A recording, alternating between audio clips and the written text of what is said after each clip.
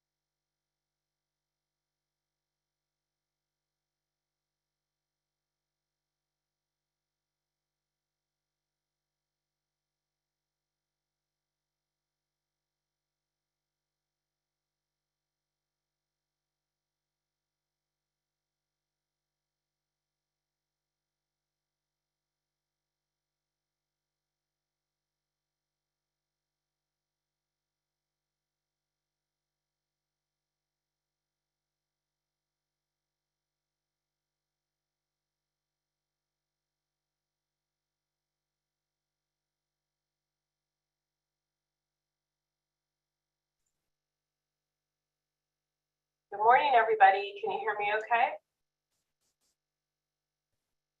Yes. Good. Thanks for the shake of the head. I appreciate it. How's everybody doing this morning? So we've got, we're here today. This is the second Calgary Carbon Reduction Workshop. It's May 19th, a little after 9 a.m. I'm Mia Marvelli, Executive Director of the Building Standards Commission. We're hosting this workshop, but it's in collaboration with the Division of the State Architect and the Department of Housing and Community Development. I'm going to go through just a couple little housekeeping things real quick, and then we'll dive into the agenda items. I want to remind everybody that there was, I'm going to turn this off, sorry, I won't be able to. Okay, let me pause 1 second. I got a state agency texting me, so give me 1 second here.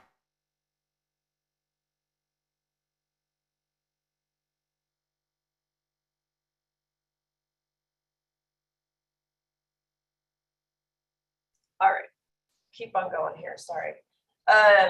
I want to remind everybody that we had a workshop, carbon reduction workshop on April 4th. And that can be viewed still on our CVSC YouTube channel. If you go to our main homepage, you can scroll down to our YouTube channel and it'll look at the dates on the different YouTube items, and you'll find the April 4th carbon reduction meeting. We also conducted an electric vehicle charging workshop as well. Those are conducted separately from this effort. So I just want to make everybody aware of that. I'll just recap the purpose of this meeting and perhaps the goals and the members a little bit. So the Building Standards Commission, Division of the State Architect, and the Department of Housing and Community Development have established this Calgary Carbon Reduction Collaborative, CCRC is what we're calling it. It's a representative stakeholder group to work with the Building Standards Commission and the Division of the State Architect. And pretty soon here, I'll start using some acronyms, so this will go a little quicker. And HCD to provide input and feedback for future rulemakings related to carbon reduction regulations in Calgary. And of course, this is in support of California's Climate Action Plan. We're creating a green building code path forward. That's our hope with this group as well. And we're looking for short-term changes we can perhaps include in this intervening code cycle, as well as a long-term plan of updates to Calgary to support the Climate Action Plan. This group is, and the importance of this group is that it involves the efforts of many state agencies, industry, design professional organizations, and the enforcement entities. And of course, BSC, DSA, and HCD very much appreciate your participation and input, and hopefully in the future, resource documents, ideas, and support documentation to enhance Calgary. I will provide a couple little housekeeping items. This is a virtual Zoom meeting platform. To make a comment, attendees can use the raised hand feature. We will also pause to take comments from participants on the Zoom phone line if you do not have video. And because those folks cannot raise their hands. So we'll be pausing during the agenda items to hear from folks that raise their hand in Zoom. And then we will also ask the callers as well. This meeting can be viewed on our Building Standards YouTube channel. And that's linked in the agenda as well. And I'd like to remind the folks that are monitoring this on YouTube is that there is a 45-second delay. Another feature is the Zoom closed captioning, which is an automated live transcription, and you can trigger that by clicking on the CC Live Transcript button in your Zoom menu at the bottom. Closed captioning will automatically appear if you are watching YouTube.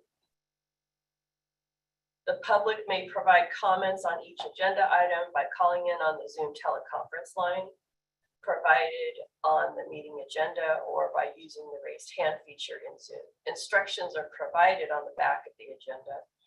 If you have any difficulty this morning with accessing us, please call the Building Standards Commission main line at 916-263-0916. We have folks monitoring the phone and they can pop in and tell us if there's some difficulties.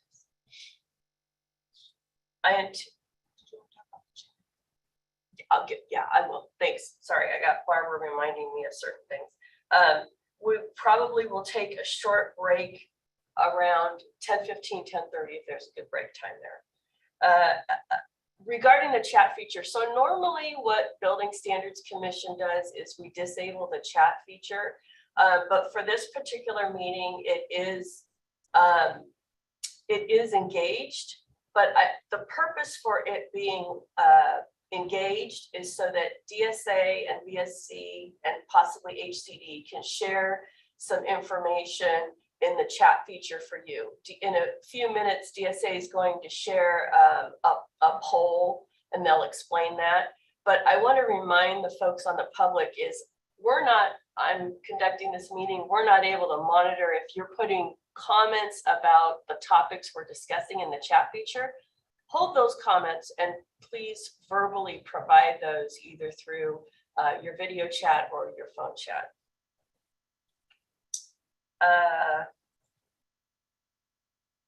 So at this time, Eric at DSA, would this be a good time to conduct the poll and explain the distribution of the meeting material? I mean, I can explain what Building Standards Commission is doing for outreach through our listserv, because I think I'll just explain. Normally, when we issue meeting agendas, we send it to our entire listserv, and that is if you are a member on our listserv. And we can put that in the chat, the Building Standards Commission listserv link. I don't know, Barbara, if you can do that, or if maybe someone from our office can do that. Just one person, please. And if you aren't already registered, the benefit to that is you'll receive other meeting notices as well, but you will also receive our newsletter and notifications to public comment periods and that sort of thing. This meeting in particular, we're also forming an email list, if you will, so that we can provide you access to a box.com portal where we can more easily share information back and forth, and perhaps you all can upload documents or resource or cost benefit analysis information, things like that, as we move forward through this process. So Eric, can I turn this over to you for a minute to explain that process? Sure, Mia, thank you very much. Thanks for the announcement. We did post, it is the first chat in the chat. There is a link to an MS Forms page. I do see that we have some responses that we're already receiving. So it looks like some folks have noticed the chat function and followed the link to the form. There is some privacy information there, which is standard for us collecting data from you regarding emails, et cetera, names and emails, and it's primarily for privacy purposes.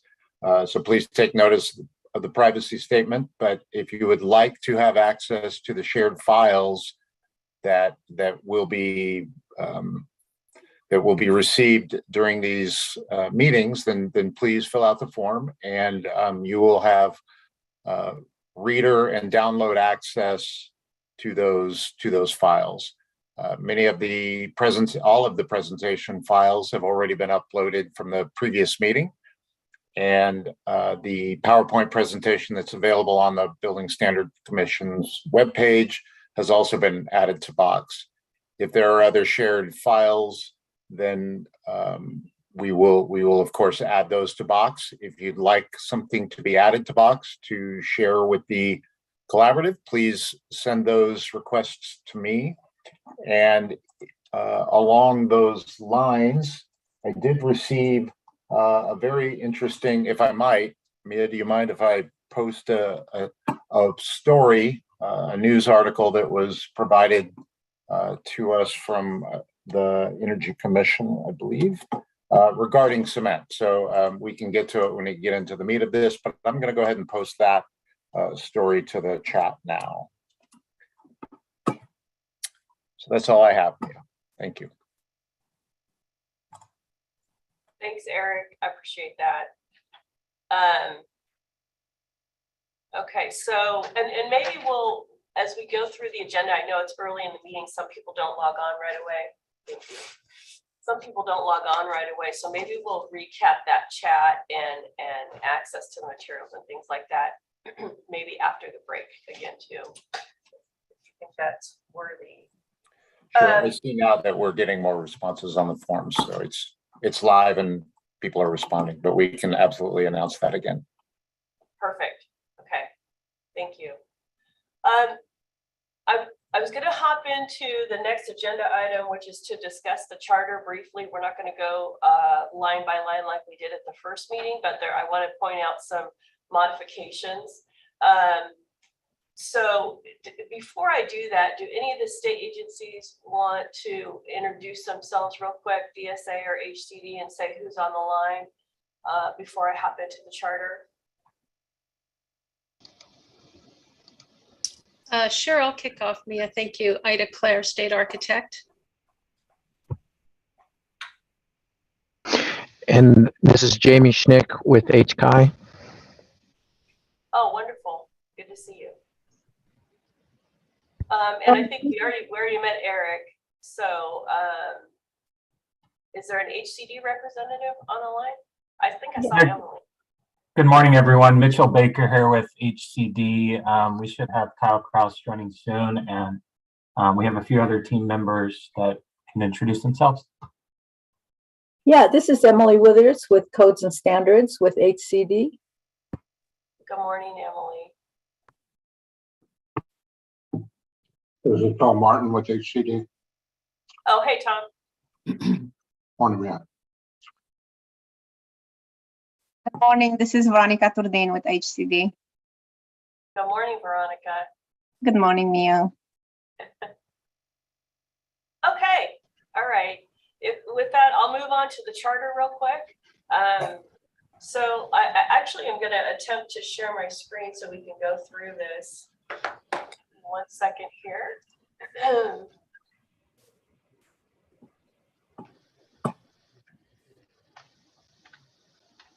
All right, I think I have it up here. Can everyone see my screen? Yes. Okay, perfect. So this is actually posted on our website, pre-cycle website. This is part of the meeting materials. And what we've done is, based on the feedback we received at the first workshop, we've updated the charter to include the Department of Housing and Community Development. So this is the work of the 3 state agencies. So they're officially added to the charter. What you see here is track changes document, including their title, but basically the content of the charter hasn't really changed. I'm kind of going to scroll through here quickly so you can see the track changes if you haven't already looked at this document. And in a moment, I will ask the HCD provide an overview of their scope and role on the Calgary Carbon Reduction Collaborative. And then after that, I'll just ask perhaps if there's concurrence with the group on the changes to the charter, and then that will finalize the charter moving forward. So you can see we didn't really change anything with decision-making or communications, or just scrolling up here, sorry for the quick scroll. or how the meetings will be run. It's really, and the length of service is the same. We did update a few industry partners, keeping in mind this is a list that is including but not limited to. So all of your input is valued.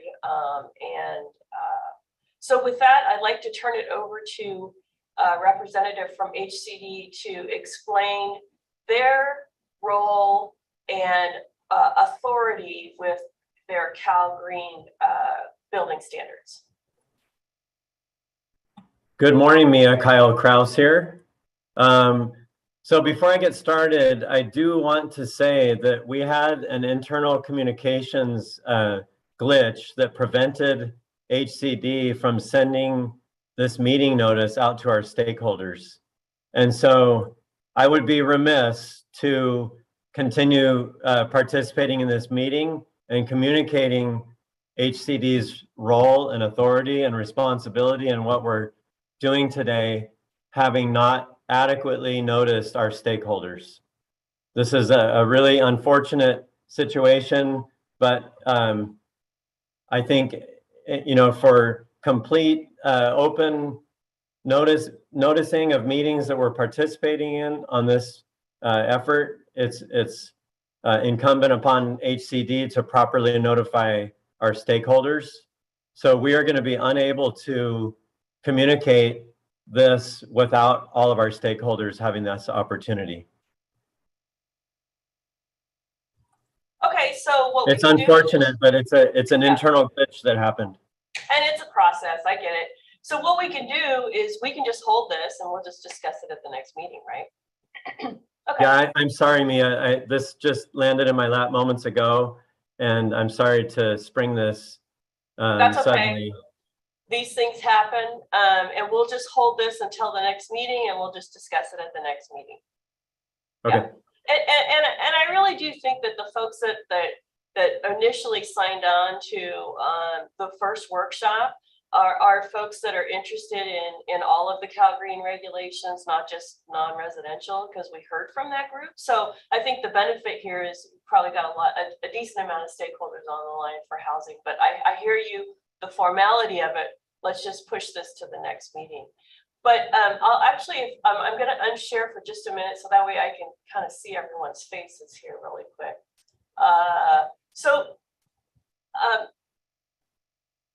We'll just do a concurrence at the next meeting on the charter. We'll just do that next time. Do you have some hands up? Okay, yeah, hands up from folks. Go ahead, Wes, I see your hand up. Thanks, Mia. I just had a question about the charter. I see that there are NGOs and state agencies. Is there what's the thoughts about having local government as well participate? I just know there's a few that would like to participate, some of my former stakeholders and things. Is there a role for them other than kind of just active participants or listening in and participating on the calls? So I caught part of that, Wes, but so you're asking local jurisdictions be listed? Yeah, I'm just wondering if there's a reason they aren't, or I know they're encouraged to join these meetings and they can listen in and participate, but should they also be included on the charter, I guess is my question. We could do that. We could do that globally and just say local jurisdictions. Or CalBO, if they're not already listed on that charter. I don't recall. I have to pop it open again. I don't think there isn't. We can certainly add it to the charter. That's not a big deal. And it's including but not limited to.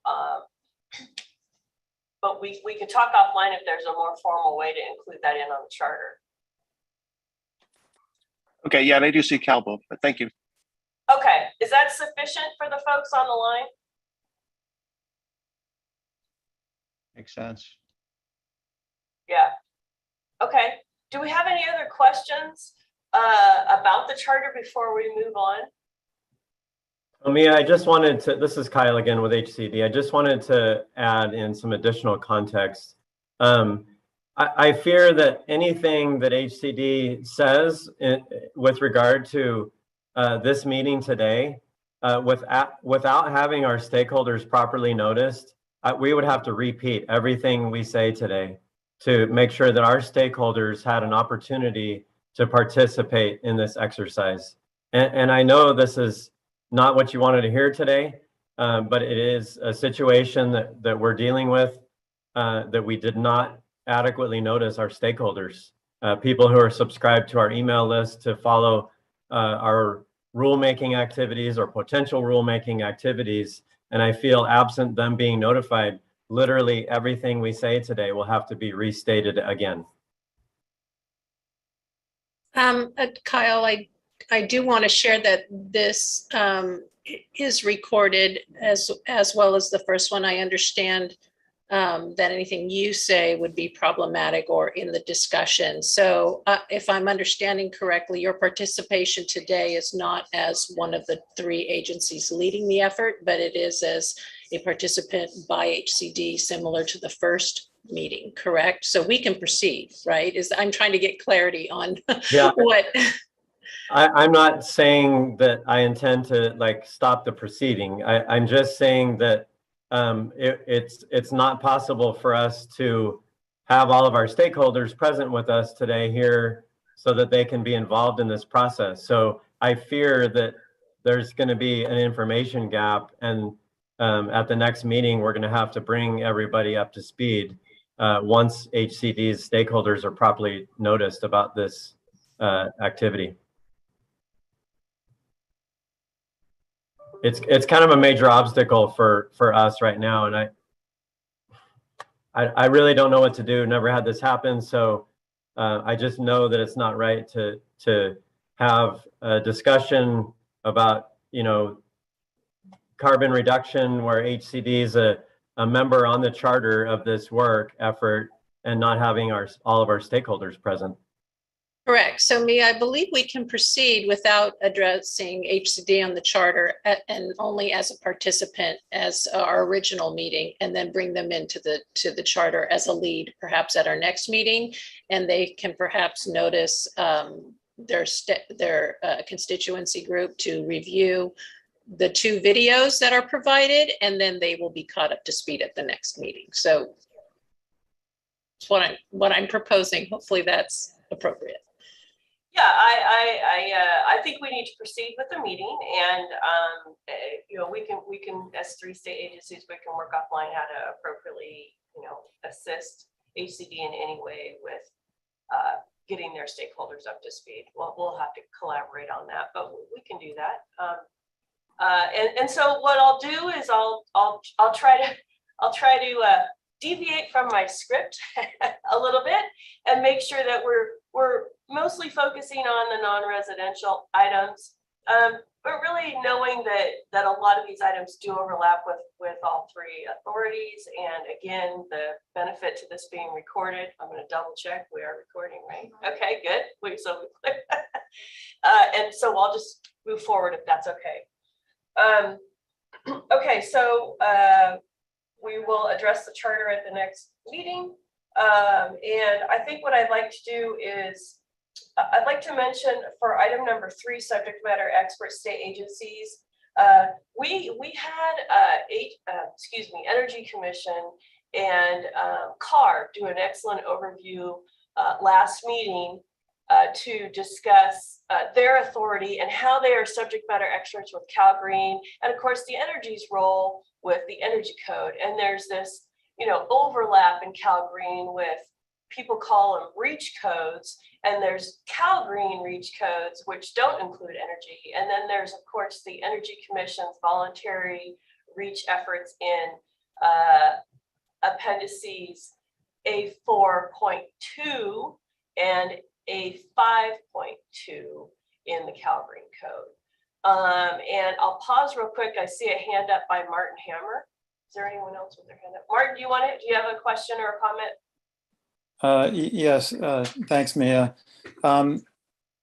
Similar to the question that Wes Sullins asked a moment ago regarding the NGO list in the charter, I'm just wondering if you can say how NGOs who are not currently on that list could be added, and to what extent being on that list or not being on the list affects the NGO's ability to participate in the process? Certainly. So first of all, not being on the list does not prevent you from participating in the process. Again, it's a list not limited to. So it's an open-ended list. It was our best effort to add industries that we work with regularly, and we're happy to update that if you feel that you want to have a specific industry added. Shoot us an email and we will add that to the charter before the next meeting, because we are going to be recapping the charter next meeting too. So go ahead and send us what you would like added, and we'll do that. But I want to remind everybody that the charter, just because you're not listed on the charter, doesn't exclude you from participating. That's why we notice this to our entire listserv, because we want as much participation. And what we know too is the first meeting was just the first meeting to kind of get the word out, introduce each other, talk about our scope, what our game plan is. And as this grows, you all are going to be talking amongst your counterparts and saying, hey, you got to get involved in this Calgary workshop. So again, this is not exclusive. So I hope that helps provide context to the purpose of this group. Mia, if I may add, I want to everyone to keep in mind that the purpose of the charter is really our rules of engagement and our mission. I understand that perhaps many organizations want to be listed on the charter so that they can demonstrate that they were part of the effort, and that's fine. But just read the charter and understand that there's a purpose to the charter. It's not just to say we were involved in this effort. It's to say, this is how we're going to engage in this process, and it's a commitment. So obviously we'll add more the merrier in that regard, if you're all committed to working in this process collaboratively together. That is the purpose of the charter. That's helpful. I really appreciate you chiming in. Thank you. So I'll move on. Item 3, subject matter expert state agencies. I was discussing what occurred at the April 4th meeting, but what I'm here to say is I don't have a subject matter expert state agency speaking today. I did work with a couple of state agencies, and we're getting them in the queue for the June meeting. I believe the next meeting is scheduled for June 30th. One of those state agencies is Caltrans. They've been working extensively for many years on sustainable paving products. And so I'm looking forward to working with them over the next month or so to talk more about that, and hopefully they can assist us with some of those voluntary regulations having to do with urban heat island effect and sustainable paving products. And a lot of it's called cool paving as well. And they are very specialized in that subject. So I look forward to hearing from them in June. And so with that, we don't have a subject matter expert agency, and that saves us hopefully about 15-20 minutes that we can devote to another, to more time on another item on the agenda. Next on our agenda is we do have a guest speaker from the American Institute of Architects. And actually, I'll turn this over to Ida. Ida was gracious enough to set this up with the AIA. They also, I want to just plug that they really helped prompt some of these conversations. So I really very much appreciate the AIA's involvement with our process as well. So take it away, Ida. Thank you. Thank you, Mia. Mike Malinowski, I believe, is the presenter for AIA California. We have been in collaboration with AIA California in bringing forth this effort. They were involved essentially at the start of our discussions because they have been a big vocal voice in providing change in the green code, but also in greening the environment. And so I know that also Bill Leddy is also on this presentation as well. So who will be your speaker today, Mike? I'm just clarifying. I believe it's you, correct? Michelle's going to lead off, Ida, and Okay, and do you have a presentation? And are you running, do you need to share your screen? yes, we do have a presentation, and Sarah from AI staff will be running the slide deck, so we don't lose time. Okay, and so Mia, are they able to share their screen without you doing anything? Yes. Okay, so take it away. You can go ahead, Mike. Excellent. Good morning, everyone. I am Bill Letty, the AI California Vice President of Climate Action, and presenting together with me today, as we mentioned, are my colleagues, Mike Malinowski, who is an AI California consultant on code issues, and Scott Schell, AIA California Climate Action Advocacy Committee Chair. Today, we'd like to spend just 15 minutes or so sharing AIA California's perception of the code context we find ourselves currently in, followed by a little background on how we've been working to address that context through climate advocacy. Mike's going to then follow up with a quick walk through our hopes for this exciting Calgary revitalization process. And then finally, Scott will review the critical importance of tackling embodied carbon in Calgary and how that might begin to happen in the present code cycle. We'll follow that by with a short Q&A directly afterwards. So next, please. There we go. So we're all painfully aware of the coming tipping point, but there are really two tipping points. The first is the rapidly approaching 1.5 degrees Celsius global warming threshold, beyond which UN scientists predict catastrophic global climate impacts.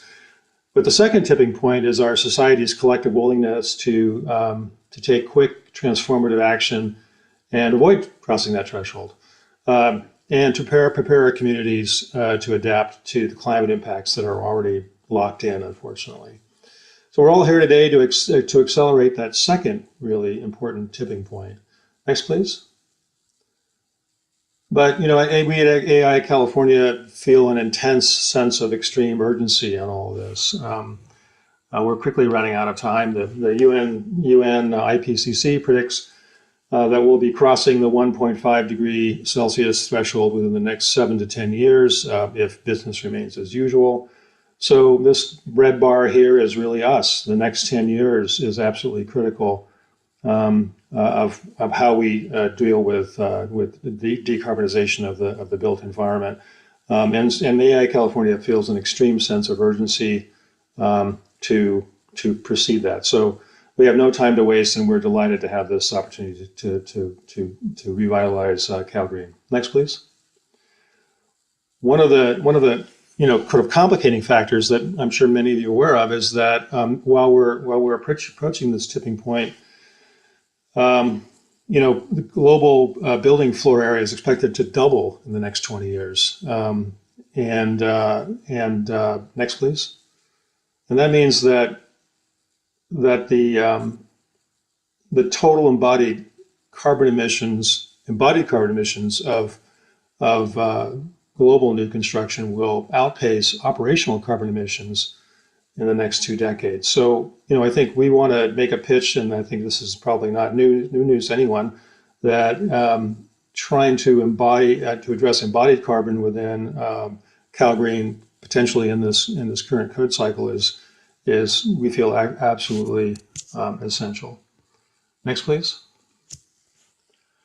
The good news is that, as California is the world's 5th largest economy and a widely acknowledged center of global innovation, the world is watching what we do, how aggressively we take climate action. And so I think what's really exciting to all of us is that, what California does with building codes really matters. It really matters of course, for our own constituencies, but it will have a powerful ripple effect around the globe.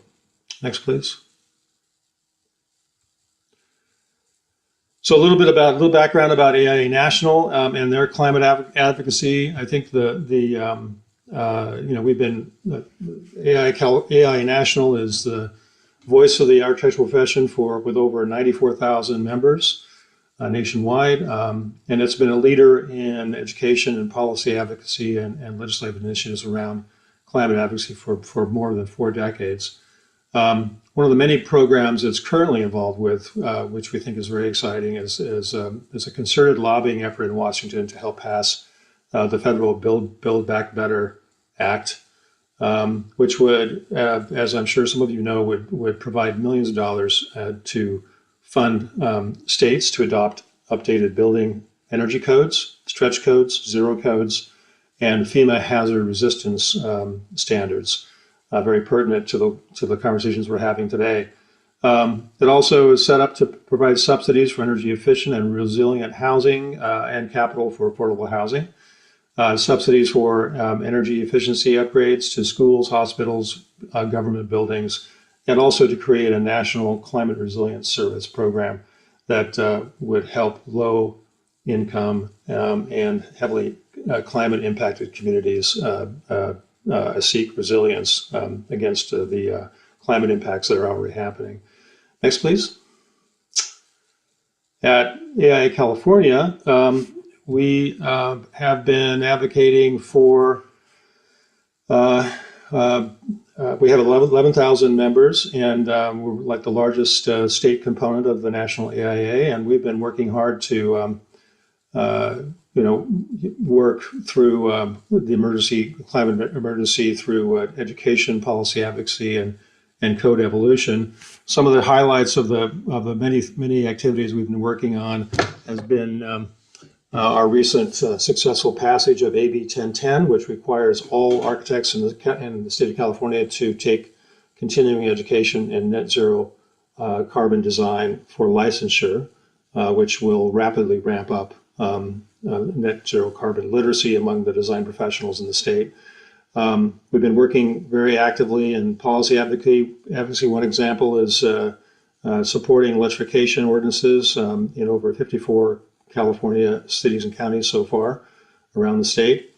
And as you know, also working hard on code evolution. So I think the idea is that we're working hard at doing is working to adapt building codes to accelerate operational and embodied carbon reduction and incentivize the reuse of existing buildings. So again, we're very excited to be participating in helping to move Calgary forward. Next, please. And then finally, I think the idea here is that I think Ida asked us to talk a little bit about AIA, about Architecture 2030, which some of you might not know about, and that is it's been a global leader. It's a nonprofit that's been a global leader in building sector climate action for over 20 years. It's had a huge impact for being such a small organization.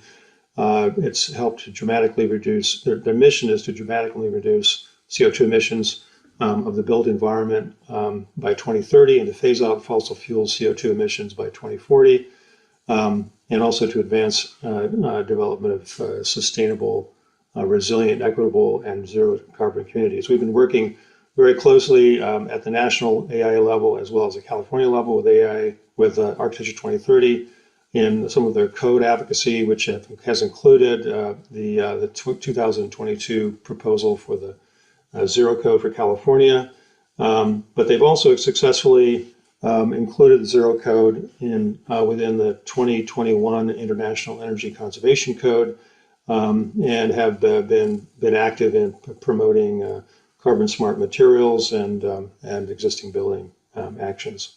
So at this point, next please. I'm going to ask Mike to talk about our hopes and dreams for Calgary. Yeah, thanks, Bill. You know, architects, when we design complex buildings, it involves many stakeholders, considerable uncertainty. We generally start by articulating a vision for the future. And it is my privilege today to share an AI California vision for the future of Calgreen. Next.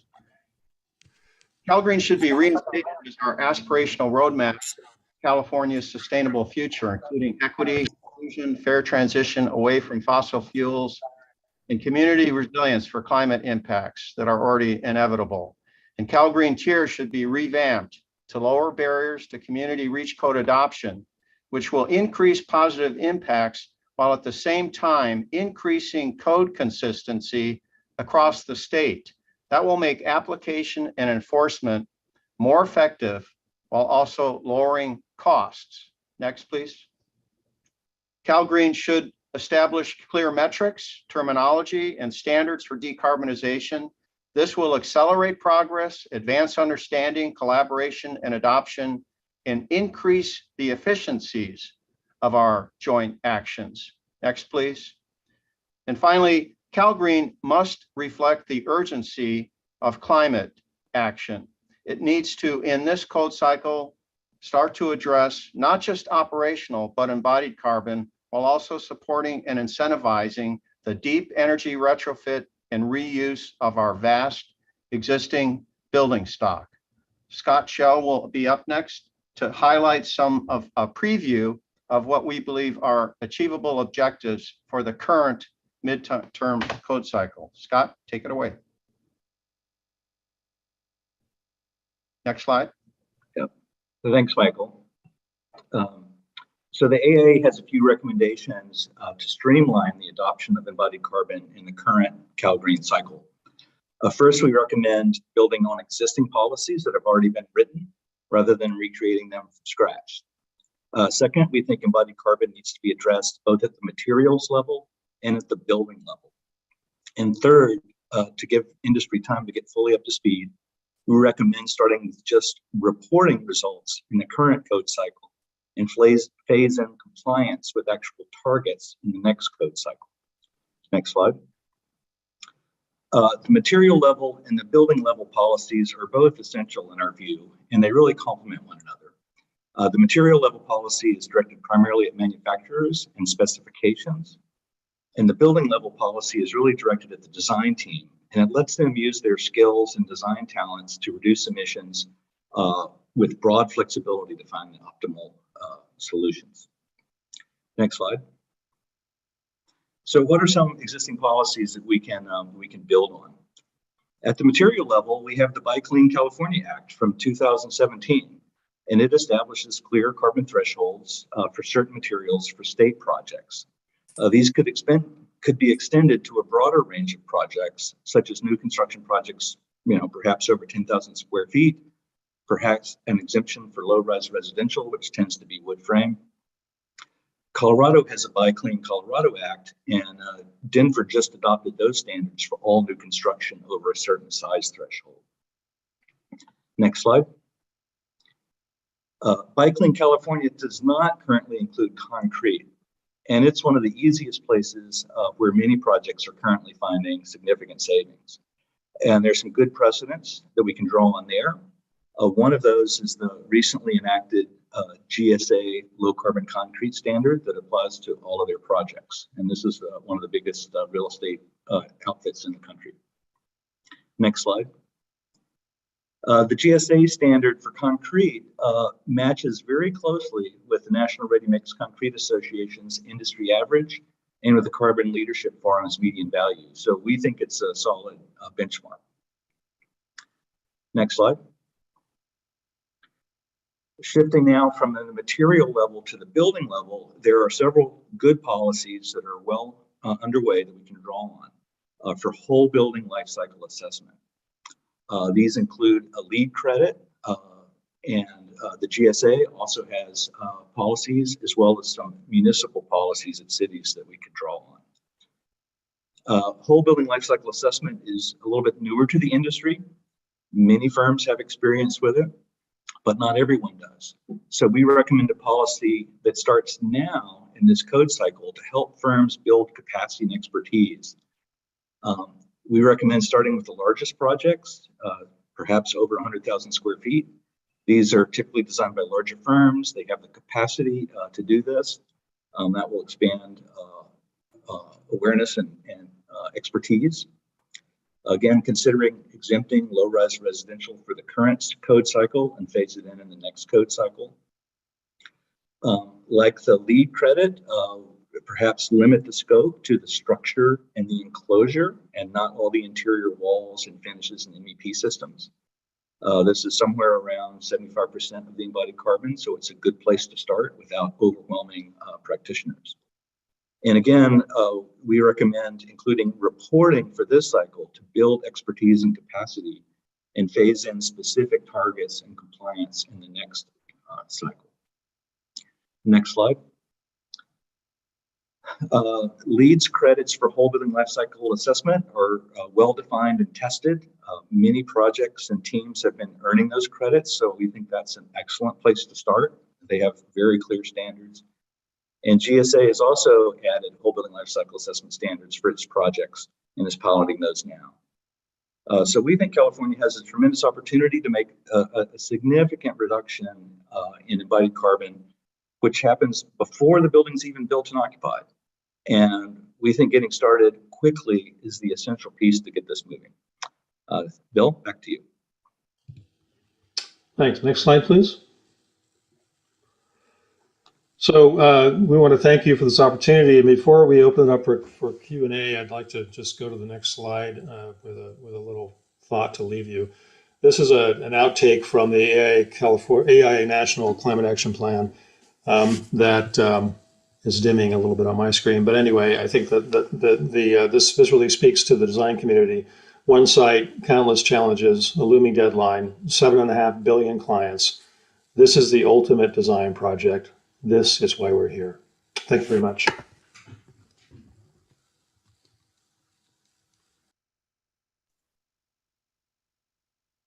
Thank you very much.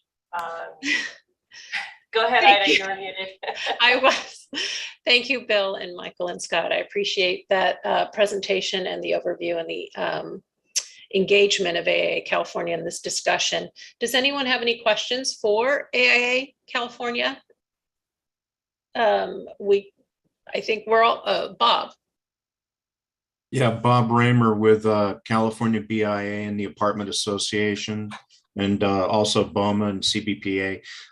Just a couple questions. When you're talking about the code cycles, are you talking about reporting for the intervening code cycle, or are we looking at, something for the appendix? Could you give a little bit more input on that? And also, just as a thought, there's a lot more bills in the legislature this time around on this very issue than I've seen before. And so, one of them, will be directing the CEC to develop the metric, et cetera, et cetera. So just want to make sure that you guys are kind of monitoring that. But how do you see this in terms of a mandate versus voluntary for the coming years? Thank you. Mike, you want to take that? Sure, Bill. Bob, these are really excellent questions. To us, the urgency of action is the most important element, and we're realists. That's how buildings get built. If we were so strident in our beliefs, we were inflexible, no building would get built, because every building involves a complex assembly of stakeholder issues and myriad requirements. So we'd like to continue this conversation about the details at the next meeting. We do believe that action is possible in the current midterm cycle. How that shapes out is still a discussion to be had, and we know that there's particularly large numbers of stakeholders that will come in from HCD's outreach, which, as we heard, didn't get finalized. So we prefer to have that conversation in the next meeting, but we will be prepared to offer very specific examples of what we feel can be done in the current mid-cycle that we're entering right now. Okay, thank you. We're going to be very interested as we go into the coming months, as I'm sure you know, about the availability of the metric system. We got thousands and thousands of builders, building officials, et cetera, that are going to need to get up to speed on this. And having access to something that's uniform and easy to understand is going to be very helpful. Thank you. We couldn't agree more, Bob. Yes, and we've also talked about obviously that education component with AIA California, now that there is the requirement for architects to have 5 continuing education units, targeting the education to getting the architects up to speed as we progress with the regulations, I think is critical. Are there any other additional questions? Janet? Yes, I just had a question with the new requirements. What is the availability of those materials in California? And have you estimated a cost differential for the construction? I think we all know we're in an extremely accelerating cost environment right now. Well, luckily, those are great questions, Janet, and luckily there is data on that addresses those directly. It may be that Scott can post in chat some of the references, but we do have a low carbon concrete code, for example, that's been in existence for a number of years already in a Bay Area municipality. So some of that data is available. We also just hosted a municipal roundtable actually this week and heard from communities around the state, some of which are far ahead of the curve on these issues, and they've gathered data on cost, both cost for compliance, cost for preparation of the life cycle assessment, and impacts on projects. And again, what we're talking about for the mid-cycle is just reporting, not a compliance level yet, because those sorts of things are going to take a tremendous amount of additional research. But reporting only is a very low bar, especially when we talk about the entry level being large projects over 100,000 square feet and excluding low-rise residential. So all the apartment, large complexes, those would not be part of the matrix. What we're talking about are primarily commercial and institutional buildings. It's a very small number of projects that actually reach those sort of square footage thresholds. So we're talking about easing into this gently so that everybody can get up to speed. There's no shock and there's no huge. And just to give you an idea, the cost, the San Francisco has been monitoring costs for whole building life cycle assessment, and they found that the average cost is somewhere around $20,000, which for a 100,000 square foot project is not a huge number. Okay. I am on the institutional side school district, so that's my interest. So Thank you, Janet. okay. Do you have any additional questions or? No, that was Okay. it. Thank you. Thank you. Wes, you have a question? Yeah, thanks. Wes Solins, USGBC. Great presentation. Just wanted to offer, since you mentioned LEED a few times, I manage our materials and resources group for the LEED rating system. So if you have any questions, or I'd love to help out in scoping this out, I think what you've outlined as a proposal are some really great ideas. I'd like to help anywhere I can. We've had over 1,000 projects at least that have attempted whole building LCA, and we've got lots of submittals we've been reviewing. So have some lessons learned we could share. Thanks. Thank you, Wes. Bruce?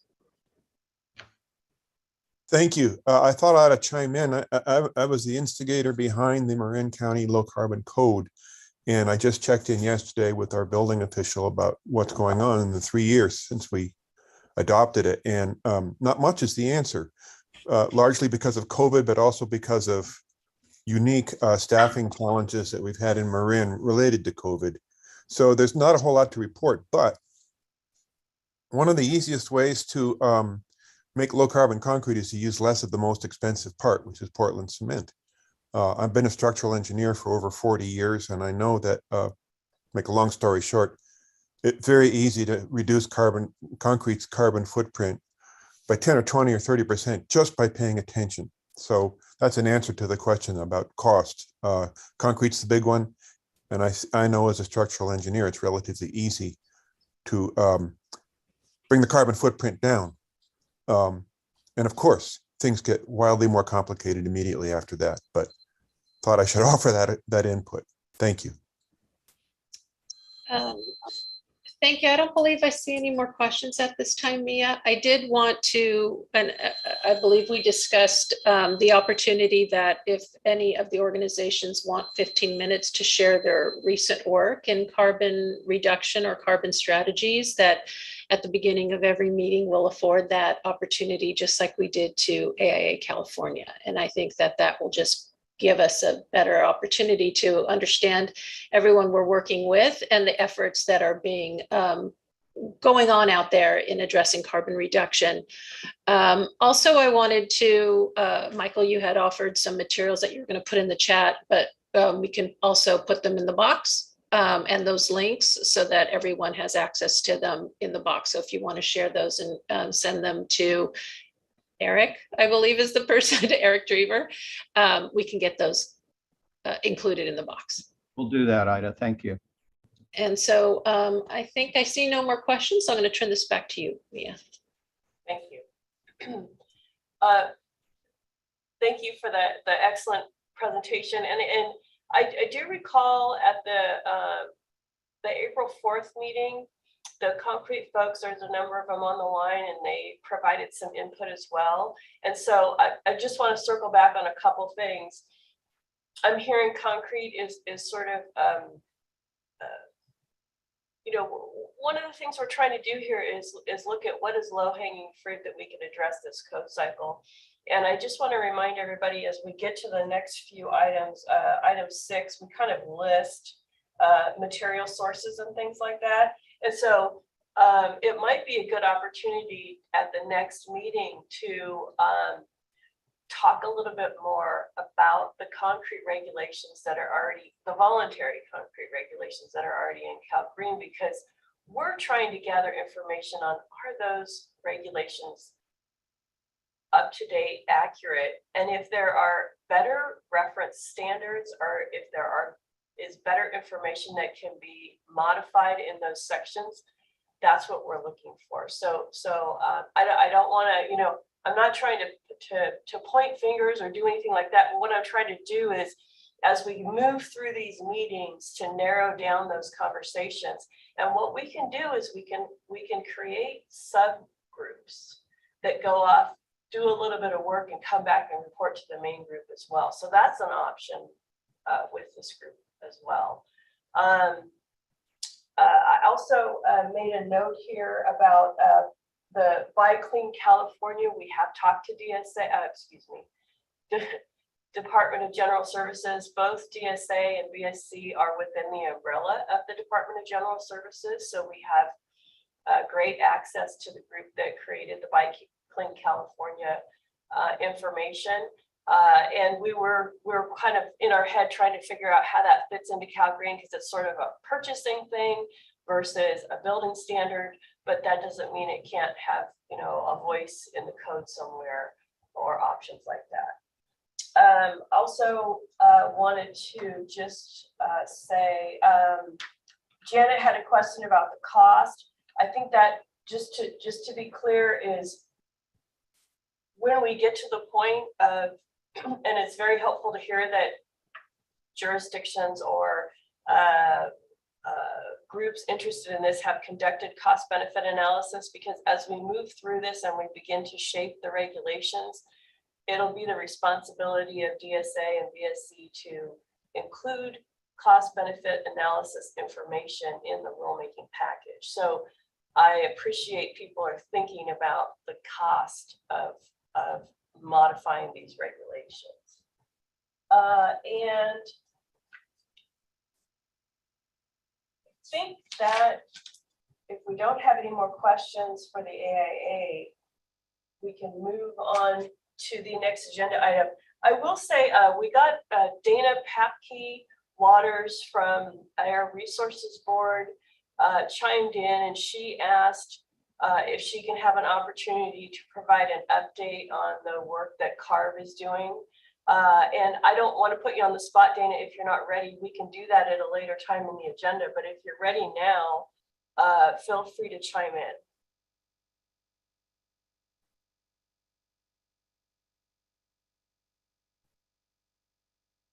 I don't hear chiming in. So we'll just pause on that. We have plenty of time in the agenda to circle back with CARB so they can provide an update. Okay, next on the agenda is an overview of the Cal Green structure. So if you bear with me real quick, I need to pull up a document. I have a little PowerPoint presentation that is posted. This is posted on our website. And this also speaks a little bit to thinking about the structure of Cal Green and the voluntary regulations. Michael Malinowski have brought this up, and perhaps a better understanding of how the voluntary regulations and how jurisdictions can adopt them will help this group with. There's reasons why every jurisdiction has a different ordinance, and they select things from the tiers to create their ordinance. So I just want to go over this briefly. While I share my screen, I can't see if hands are raised, so Barbara will shout out at me over here. Let me just, and you can see my screen, Barbara. No, my screen's not shared yet. Okay, bear with me. I always forget you have to hit the other share button. Oh, here we go. Now we're at business. Okay. This. All right. Go to the first item here. So just a general overview of Cal Green. I'm not going to read this entire slide, but I just want to make you all aware that Chapter 1 of Cal Green, and Cal Green's designed just like any other part of Title 24. Chapter 1 contains the administrative procedures that goes over the purpose, scope, application, so on and so forth for the different state agencies. And you can, the whole idea here is that it lays out 5 construction practices and categories. So there's the planning and design, energy efficiency, water efficiency, material construction and resource, and environmental quality. And of course, the Health and Safety Code authorizes local jurisdictions to amend any part of Title 24, excuse me, based on findings. And those findings are climatic, topographic, or geological conditions. And for Cal Green, those findings can also be based on local environmental conditions. And so what Cal Green does is then lays out those 5 sustainable construction practices into divisions throughout Cal Green. Chapter 2, of course, contains the defined terms that are used throughout the code. And Chapter 3, Green Building, provides general scoping information for mandatory, additions and alterations, mixed occupancy buildings, meaning where you may have a part of the building is for commercial versus residential, and also phased projects. What we ran into is, a shopping center, a strip mall might be developed, and then portions of that over time might be built out. And so there's a section that addresses how to handle phased projects.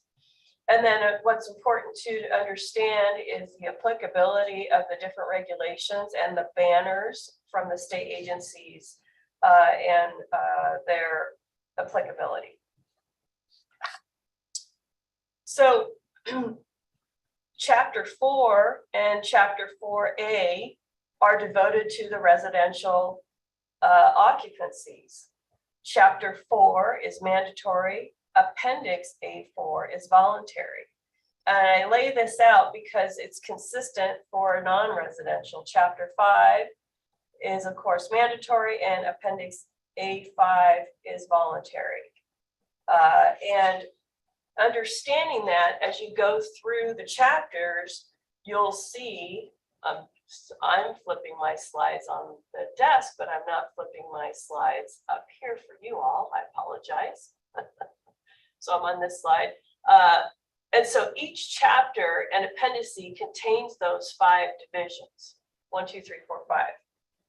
And the numbering of the chapters and the divisions is consistent whether you're in the whether you're in the residential portion of Calgary or the non-residential portion of Calgary. So I'd also like to point out, and I don't know if this is gonna, if I can zoom in or not, I'm not sure I can do that. I'd also like to point out and explain the use of the acronyms and the matrix adoption tables that identifies which state agency adopts certain portions or code sections of a chapter or an appendice. There's two ways a state agency can adopt the chapter. There is amended sections, the state agency can adopt the entire chapter. They can adopt it amended sections or only sections listed. This is an example of chapter 5, division 5.3. So when I say 5.3, we remember that 3 is related to water when we talked about the different categories. And chapter 4 and the appendices are laid out the exact same way. So I don't know if I can zoom in. So what we have here is the adopting agency acronym. They can adopt the entire chapter, which is what the Building Standards Commission for Calgary does for this chapter. And then, or they can adopt entire chapter as amended, and the amended sections are listed below, or only adopt those sections that are listed here. And this is where I'll pop over to Ida real quickly, because what you'll see in the case of BSC and DSA is many of the sections are co-adopted, but not all. And so take it away, Ida. Thank you, Mia. As Mia mentioned, DSA is the authority for public schools and community colleges, and oftentimes the way regulatory language is written for non-residential construction doesn't entirely translate to school construction. And so either it warrants different language in order to implement the effectuated endeavor.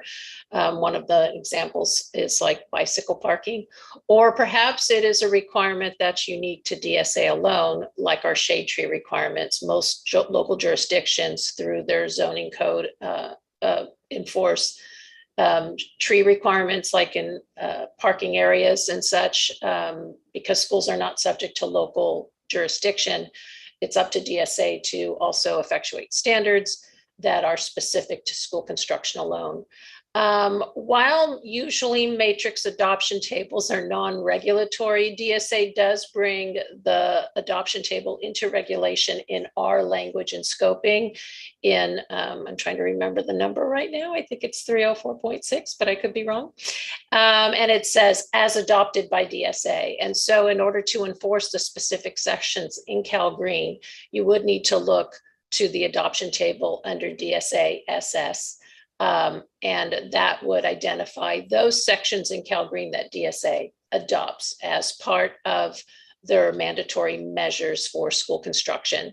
It's also important to note that DSA does not put forth any voluntary measures for school construction in our regulatory package. Because they are voluntary, BSC takes care of that. And so any measure that is a mandatory measure from BSC can be, that DSA doesn't adopt, schools can adopt them as voluntary measures, modified for schools if it's not directly translatable, but also any voluntary measures school can also adopt in their projects. So thanks for that opportunity, Mia. I think the shade tree example is a really good example where Cal Green tries to not step into what local jurisdictions need to do in their communities, because that is like you spoke about, it's a zoning issue that or a planning issue that may be adopted by a local jurisdiction. And so to create that as mandatory for the entire state for all non-residential occupancies is a little tricky. So that's kind of the line we we walk as well. I can pause here for just a minute. Are there any questions before I go to the next slide? I think we're good. Okay, I'll keep going here. So there's a, let me go back to, there we go. So there is a 6th division within the voluntary measures. And this is actually to describe tier 1 and tier 2 scope and the prerequisites for. So again, this would apply to non-residential and residential. And so the division is called A4.6 for res and A5.6, of course, for non-res. But the scoping is very similar. The measures contained in this appendix are not mandatory unless adopted by a local jurisdiction. It provides a section where that can be, where those regulations are. In order to meet one of the tier levels, designers, builders, or property owners are required to incorporate additional green building measures necessary to meet the threshold of each level. And then the prerequisite measures are, these are thresholds that are required compliance with the mandatory provisions and incorporation of the required prerequisite measures listed in the code. So what that means is if you're going to adopt a tier, you got to meet the mandatory first. And then in some cases, the tier has very specific things that need to be met. And then there are, oh, I'm not, the word now is escaping me. There are, it'll come to me in a second. There are, finding it on my notes here, elective items that can be selected. So let me skip to the next slide here. This table is in Calgary, and it really is kind of a tool that shows someone wanting to comply with the tier, sort of like a high level overview of how that can be accomplished. And I'm just going to zoom in here a little bit. Scroll this down so I can see it as well.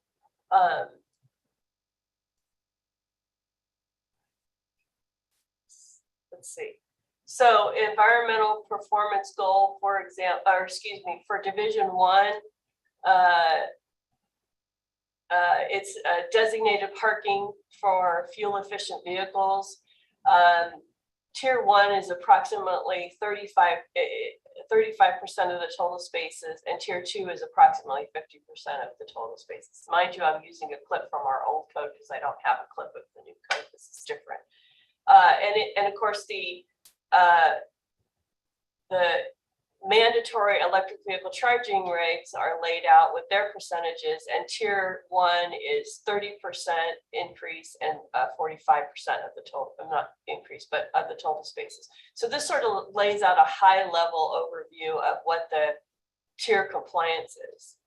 The next table, as I talk about, this is another example for environmental, oops. All right, how do I go back? Do you know how I go back? Oh, over here. That's one way to do it.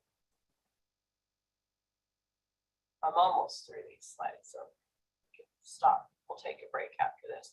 So one thing I was trying to show here is when we're talking about the environmental quality regulations, you've got the low VOC, but then in the tiers, it ups the ante to 90% of the flooring has to meet the VOC limits and 100% for tier 2. Go back out. And the next slide is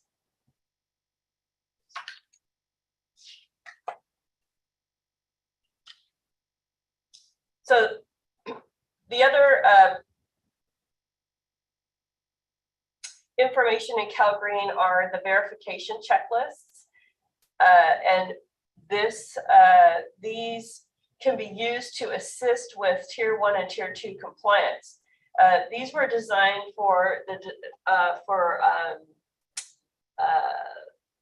designers of the code, but also for local jurisdictions, they can adopt these tables and use them for a requirement for plan submittal.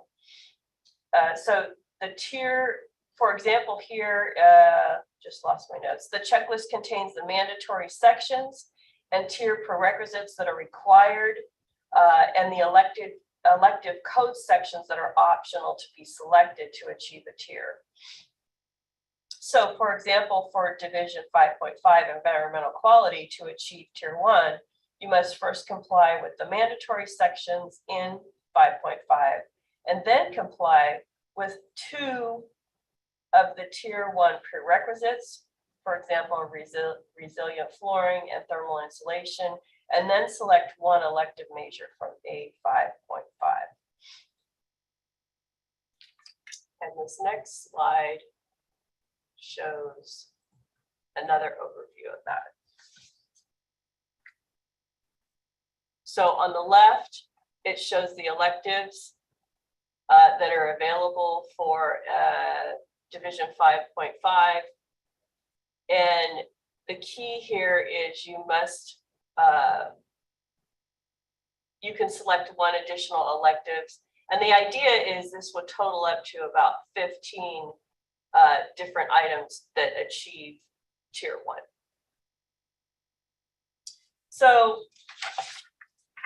questions on the layout of CalGreen and the option to select tiers or electives for the requirements. I see a question from Michael Malinowski.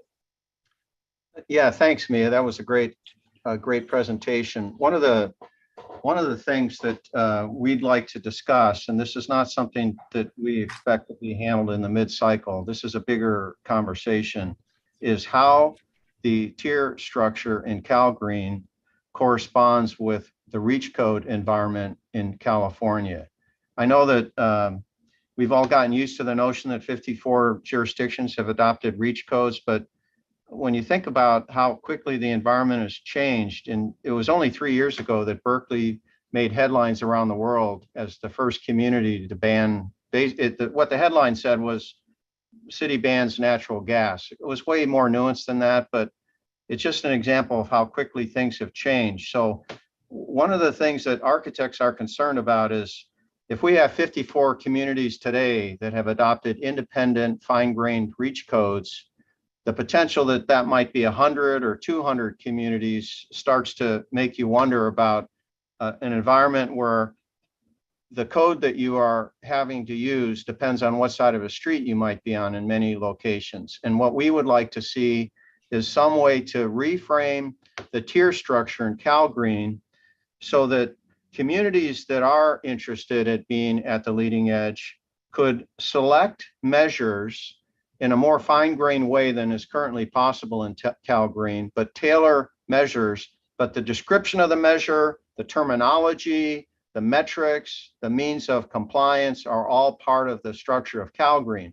So it becomes relatively simple. So to give you an example, let's say it's a decarbonization A3 plus a VOC control A4.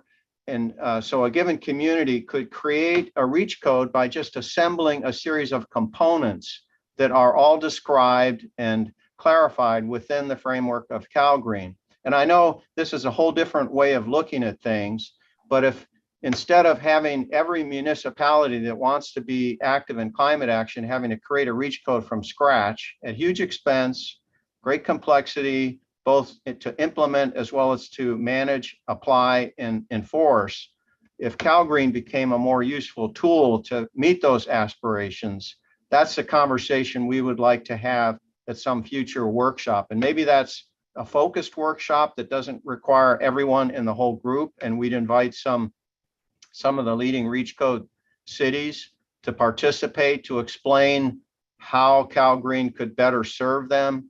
But that is a conversation we would look forward to at some future meeting. It's not really a question, but if you have a response to that comment, it would be much appreciated. Well, I think my I agree. We can certainly have future conversations about that because I do understand the complexity. I think part of the purpose of this is to have the flexibility for the local jurisdictions to select. And I, again, I'm coming from using Cal Green, kind of being hyper focused on how Cal Green was originally set up to assist the local jurisdictions to select measures that work in their jurisdiction by topic. And the topics are those 5 criteria. Now, I think the tricky part about that is you have this overlap with the energy portion of it too. And so when we use the term reach code often encompasses both Cal Green non-energy related items and energy related items. Sometimes reach codes are used by jurisdictions just to address energy related items. So perhaps looking at it from the terminology standpoint and assisting with that, we're happy to do that.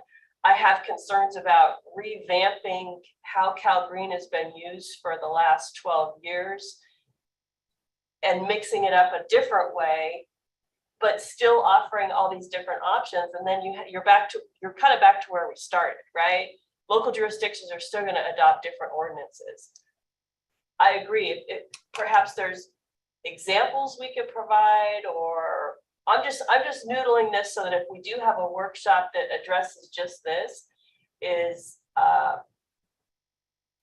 seeing what works out there, hearing what isn't working is good. But also the reality is local jurisdictions have the authority to adopt, they don't even have to, they could create their own building standard and put that in their ordinance the way they want to. They can even amend the voluntary measures more than what's already in there. So I think we want to just be realistic with local jurisdictions have that authority to do that. So I'm not sure this group can solve that problem. But I do agree if there's a way in our Cal Green guide or some other mechanism to help with guidance, that might be another way to approach it as well. I see Janet has her hand raised. Yes, thank you. Again, this may not be the appropriate place, but I'm wondering if there's any opportunity for input on any of these standards. The one I'm particularly interested in is the number of charging stations required in parking lots, getting up to 30 to 45% of the parking spaces requiring charging stations. Am I understanding that correctly? Yeah. I don't know. Go ahead, Since you said schools, Mia, I was going to address that question. So Janet, our rulemaking process is public. We provide notification. We do conduct a lot of our outreach in conjunction with Building Standards Commission, but we do notify all our constituencies in that rulemaking process. Of which schools obviously are notified. And that, yes, that is a public process. That is when you provide input. But right now, the requirement starting January 1st for new construction, new campuses, well, I should say new parking, in addition to parking areas, is 20% of parking requires infrastructure. Out of that infrastructure, 5% of those parking spaces require chargers. Okay, but yet it's going to get up to 30 to 40% at some point. Well, we're in the middle of the process right now to determine those numbers. That is another working group that we're working together with Building Standards Commission. Okay. And I believe our next, just for anyone who's involved, do we have our next EV group meeting scheduled, Mia? I'm going to get some verification, but I think the next meeting is scheduled for June 16th. And it hasn't been noticed yet. That'll be noticed around the 1st of the month.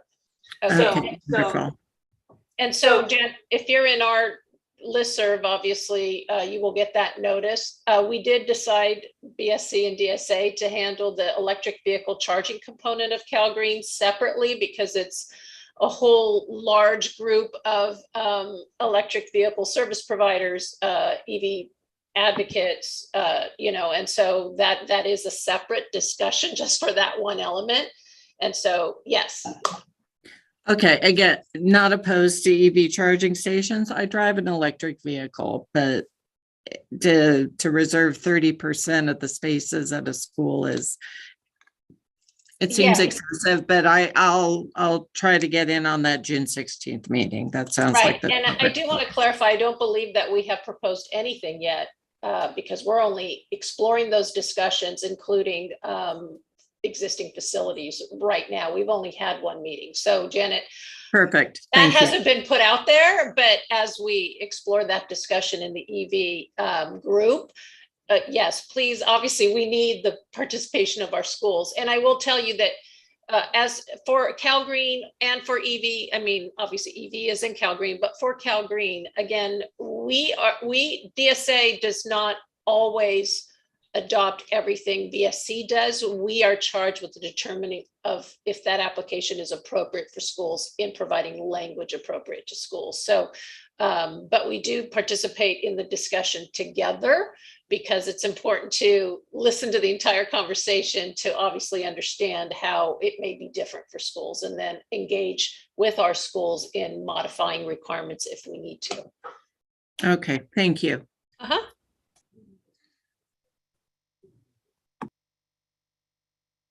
Hi, Michael. Yes. One additional question, Mia. If there was an interest in discussing how decarbonization, in other words, sourcing of power and energy versus how much energy and power is used. Electrification is one of the key measures for climate action. If there was an interest in exploring how that might be integrated in Calgary, would that require a change in law, or is that within the current potential?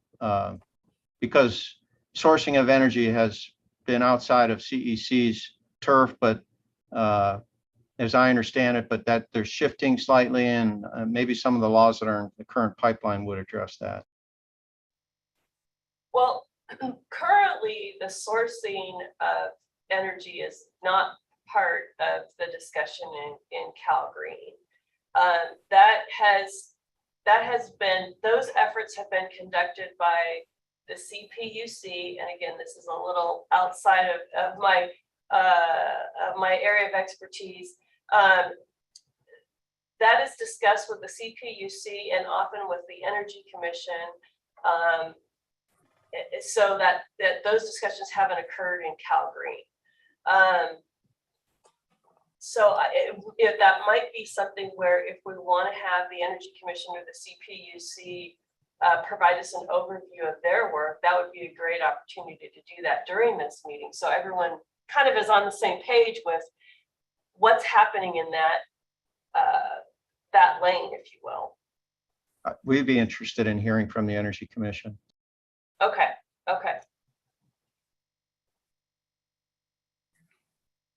And I apologize, I'm taking notes at the same time here.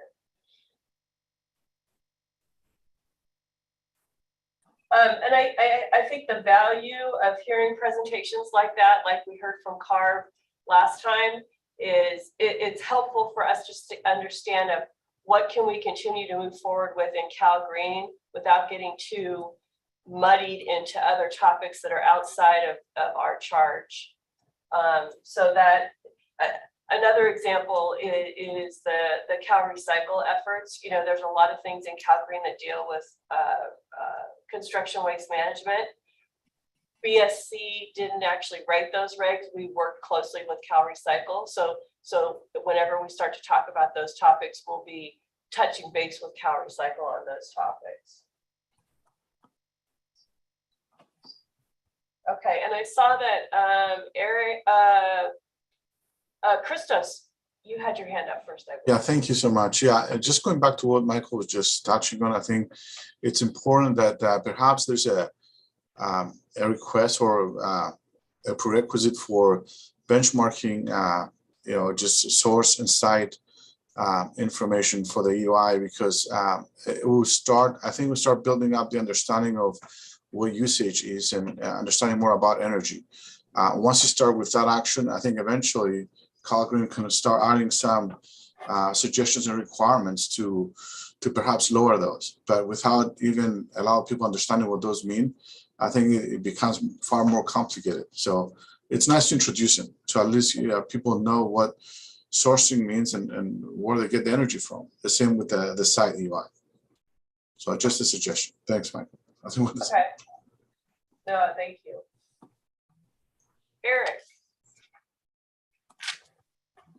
Thank you, Mia. I just wanted to take the opportunity, the previous conversation regarding sourcing and electrification relates to a chat that's in the chat, but I wanted to take the opportunity to mention again to everybody, if you have a comment, please raise your hand and make the comment publicly rather than utilizing the chat function, so that everybody can be guaranteed to hear that on the recorded version of this meeting. Dan, if the question was not answered adequately, please go ahead and raise your hand and state your question for the group. And then we do have about 19 responses so far on the MS form. So again, if anybody, the first chat is a link to an MS form, and if you'd like access to the box for this collaborative, please follow that link and fill out the appropriate information. Can I jump in on that for a second? This is Barbara with Building Standards Commission. You're far away from the mic, so you might have to speak up. Okay. Can you guys hear me okay? Okay. So basically, if you're utilizing the chat, like was just mentioned, please raise your hand. If you're sending private messages to the meeting house, that's me. That's not Mia. So please, again, raise your hand. You won't get a response out of her for any of the messages that you sent to the host, because it's not Mia. Thank you. Yeah, and I can't see the chat right now, so. Yeah. I see Nicole, you have your hand up, and I also see, and then we'll have Jennifer go next.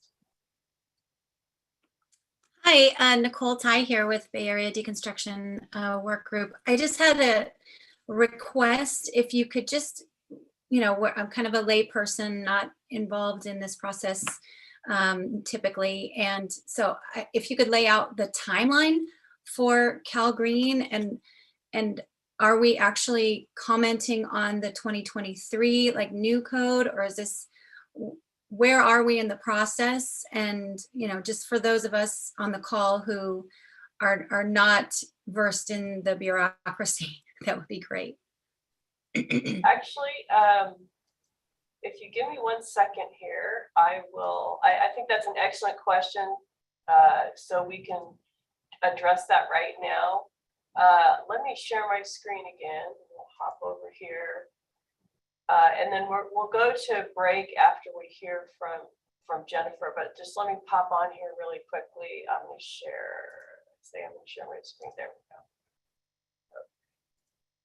Yeah, excellent question. So we've just concluded the 2022 California Building Standards Code update.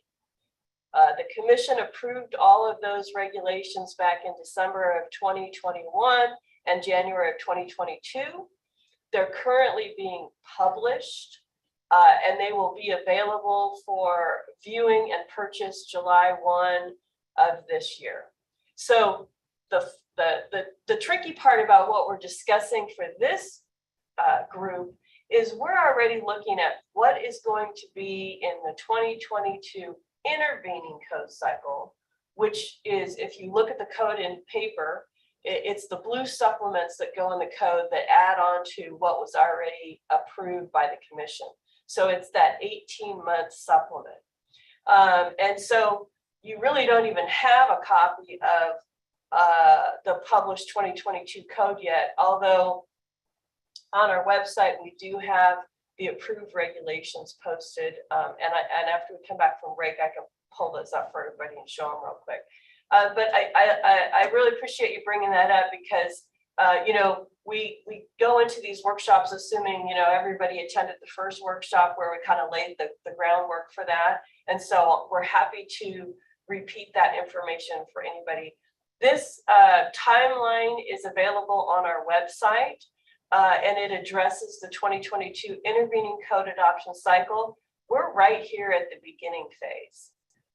So this, it's kind of to scale, but unfortunately, the workshop phase is the very beginning of the discussion. And our hope is that these conversations continue through the summer, and by late summer, September sometime, BSC and DSA will have a pretty good idea of the code changes we can draft, support, and propose for the intervening code cycle. The other part, that's short term, right? The long term part is these larger discussions that have been mentioned by many stakeholders of, hey, these are really great topics we need to discuss, but they're going to take a lot longer to research, develop, and justify. And so we may include those in a future code cycle. That's the game plan part. And so I hope that answers your question, Nicole. And I'm happy if you have other questions about where we're at in the code cycle, I'm happy to address those. Thank you. I think it explains it. All right, very good. Jennifer. Yes, thank you. My question is related to Nicole's in a way. Given what the AIA presenters suggested, Mike and Scott, about adding LCA reporting for the largest projects, the life cycle analysis, what is the process to get this inserted, and is there any chance that can get into this mid-cycle supplement? Well, that's a great question. And actually, I don't really have an answer for that because I have to be honest, we haven't talked enough about what would that look like in the code. And that's kind of the devil's in the details, right? We currently don't have a reporting structure in Calgary. And so I think what Michael mentioned earlier was we might be able to talk about that at the next workshop on ideas of how to do that. Because then I would offer the question of if there's a reporting mechanism, and that isn't effective until July 1 of 2024, you need to collect that information for some time period and utilize it for future code changes. So that's kind of pushing us out even more. So Michael, maybe you want to chime in here a little bit on your thoughts on that? Sure, thanks, Mia. And Jennifer, that is a great question. It is a big challenge because, as Mia mentioned, September is it's a soft deadline, but it's realistic.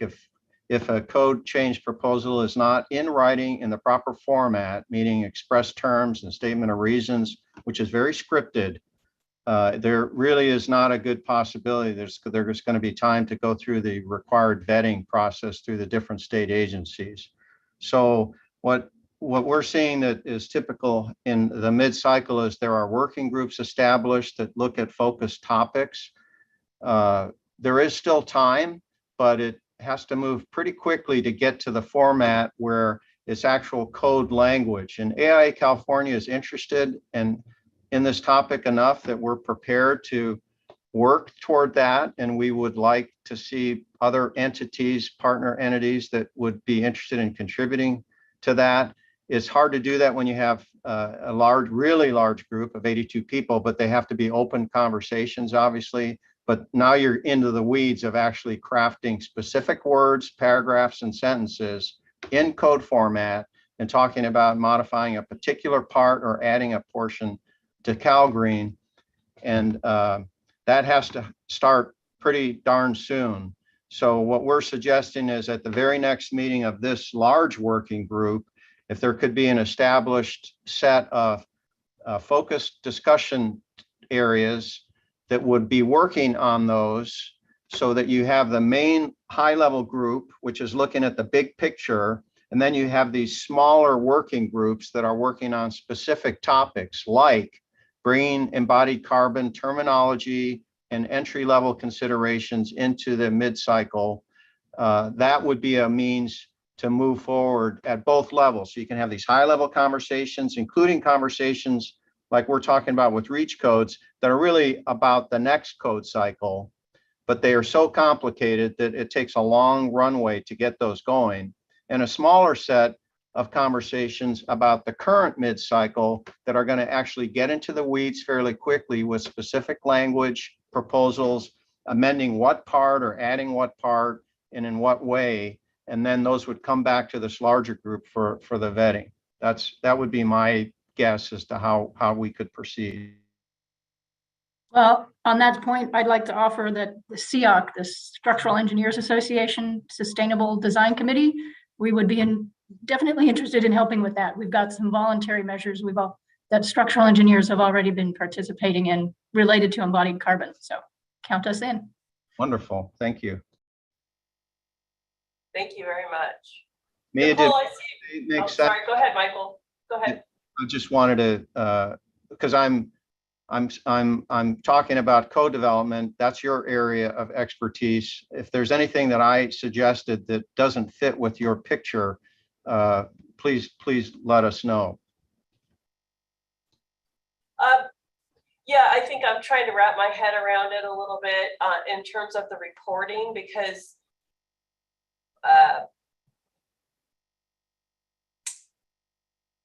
you know, we're not an enforcement agency that receives permits. So I'm trying to noodle the question of what is the requirement for reporting? What are people reporting and who are they reporting to? And then how is that information collected? So maybe I'm getting too far into the weeds, but I'm trying to visualize that a little bit. Well, if it's part of the regular permitting process, it would be similar to what's happened with commissioning. There's a mandate, but there are no criteria. There's no specified review. So the reports are filed as part of the permitting process, but there really is no review. And as Scott mentioned, we believe that's a great place to start, even though there would be no hammer in terms of enforcement. It gets the industry comfortable and familiar with the terminology, the mechanisms, the process, and then you can later start to look at how to take it to the next level. But we believe that that initial step is potentially possible in this mid-cycle, but we will not be getting into enforcement, review, the mechanism for making sure that one report is equal to some, those are considerations that would occur in some future code cycle. Eric, actually, I'll go back before I go to Eric. Nicole, you still have your hand up. Did you have another question? Sorry, no, I don't. That's okay. I was planning on speaking it during the deconstruction section, which is coming up, right? Yeah, we'll probably take a break before then. And Nicole, I also want to offer, if you have questions about the cycle and the code cycle, we can also talk offline about that a little bit more. Okay. Yeah, and I just wanted to let you know, so we formed a committee that is specifically looking at deconstruction and building materials reuse for the code cycle. So I guess during my talk, I'll just mention that, and if people want to contact me and be part of that committee, we'd be happy to have them. So that'd be great. Okay. All right, Eric. Thank you, Mia. My question really is to Mike. Mike, is your recommendation to provide reporting as a voluntary measure initially or as a mandatory measure for various agencies to adopt? Our vision is to include it in CalGreen as a mandatory measure for only the largest buildings, and we may exclude certain building types. For example, we really were not thinking of targeting schools. We were thinking of targeting office buildings and very large retail, like I said, over 100,000 square feet. So as we talk more specifically about what this would look like, The scoping would be part of an early conversation. And then that might take concerns that would otherwise be raised and move them to some future conversation. And then what happens, as Mia was asking, what are the mechanics? It would be just like commissioning. The Calgary would say that you need to turn in an LCA. It would list the different mechanisms that could be used to meet that, but then also leave it open-ended. So as new mechanisms are developed or become to the market, they could be used. And for initially, it would be a soft requirement, even though it would be mandated. It wouldn't involve any heavy requirements in terms of review. So we're trying to not impose additional burdens on billing officials. It's a way to move the industry towards something that later would have more teeth and have a greater impact, but we have to get there somehow, and that's a way to start. And again, I use as an example commissioning. Does that answer your question? It does. Quick follow-up. So LCA, again, life cycle assessment for those who are unaware. And I'm assuming that as part of this reporting structure, you're also looking at including environmental product declarations. You had spoken in the presentation about materials, carbon, and so I just wanted to make sure I understood if that's part of your recommendation as well. We do believe that that's worth including, but again, we like there to be early in the conversation scoping. That would be the #1 place to start. So we don't spend a lot of time ruffling feathers, rocking boats, getting people concerned about things that later turn out to be, no, that's going to not happen for another 3 years. So the very earliest conversations would be about scoping. So there will be a limited number of materials. There will be a threshold for building type and occupancy types and size. And once we establish that framework, then the scope, the stakeholders that are interested in that particular scope then could work together with the rest of the group in sorting out what's reasonable that we can move forward with in a fairly quick manner. That's how we envision it unfolding.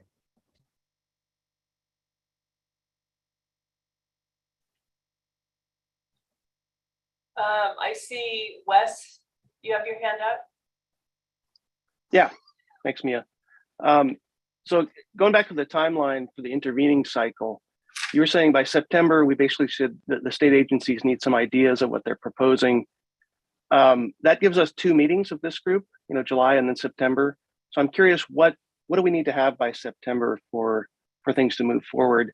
And if we need kind of more formal things to put forward, then we probably should start meeting and doing those subgroups sooner than later. That's just a couple meetings away. So just curious on any clarity there.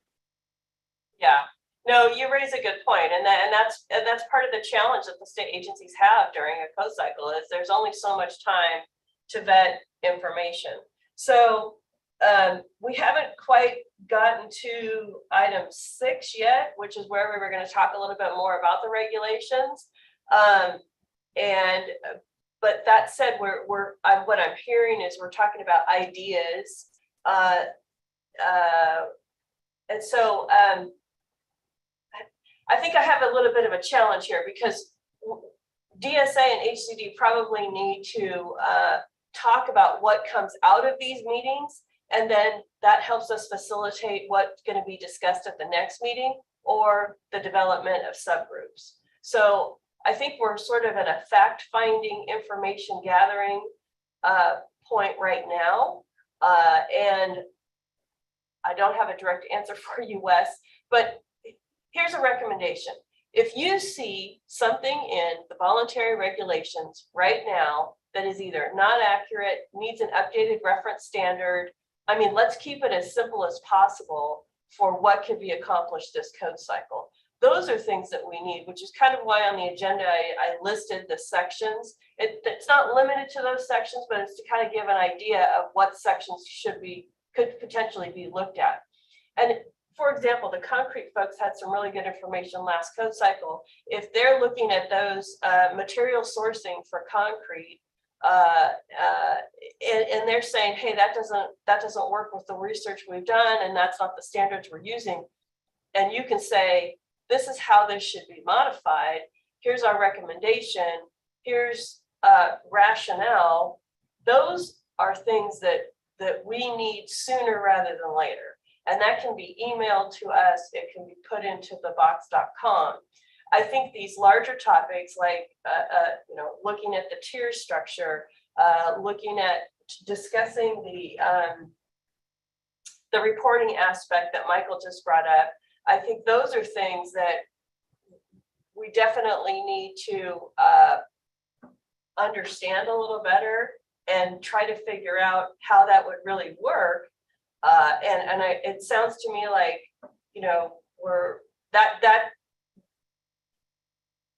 that would necessitate some additional follow-up information. So I'm going to have to take a break here pretty soon. And I see that we have Avada's hand is up and Michael Malinowski's hand was up. And then I think I got to go to break.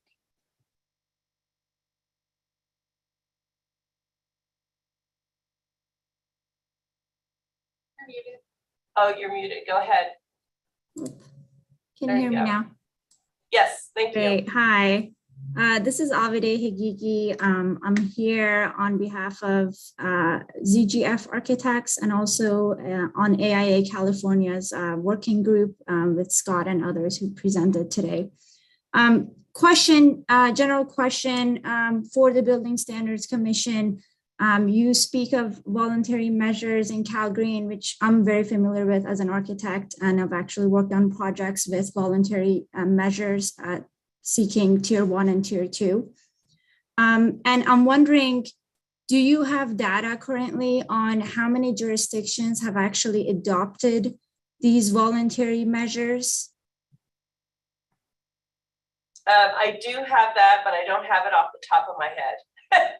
I apologize. Okay, that would be good to know. In my experience, it's been projects here and there that have, with clients who have sought to go for it. But it would be good to know because we do see a lot of useful language in the voluntary measures. But the question is, how many jurisdictions have actually adopted it and are using those voluntary measures?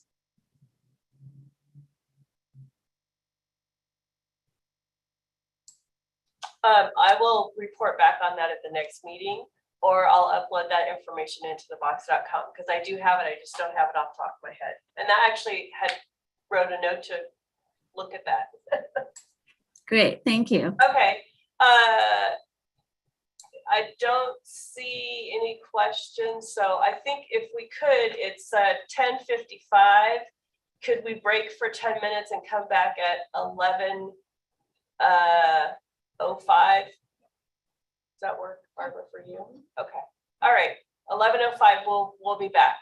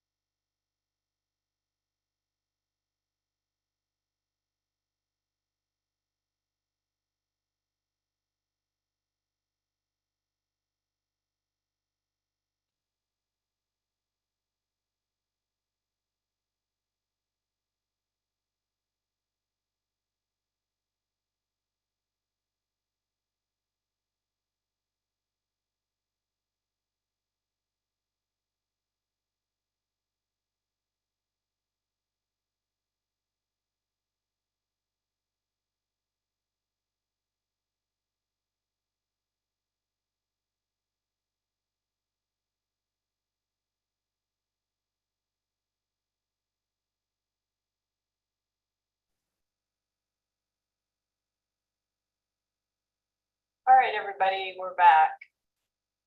I'm going to hop on to item 6. We were going to talk a little bit about the Green carbon reduction regulations. I want to spend a couple minutes talking about performance versus prescriptive. And then also the listed items on the agenda, which really I was kind of happy to hear is that the follow-up discussion after item 5 really kind of bled into item 6, starting to talk about the different sections in Calgreen and then other updates that could possibly occur with Calgreen. But when you're thinking about modifications to the Calgreen sections, we want to touch on prescriptive versus performance. And I want to explain a little bit about the law and how it might be beneficial that the Calgreen regs tend to be more performance-based. So let me just, I'm going to share my screen really quickly here. And I apologize. The irony today is that the mechanical system is on overload in this room and I am freezing and I had to go out to my car and get my backup jacket. It is probably 50 degrees in here. So I'm shaking and when it rains, of course. So let me pop over to my PowerPoint and I will dive into this really quickly. Here we go. So, you know, there's the Administrative Procedures Act, which is the government code that the state agencies follow to help develop building standards. Discusses performance and prescriptive standards.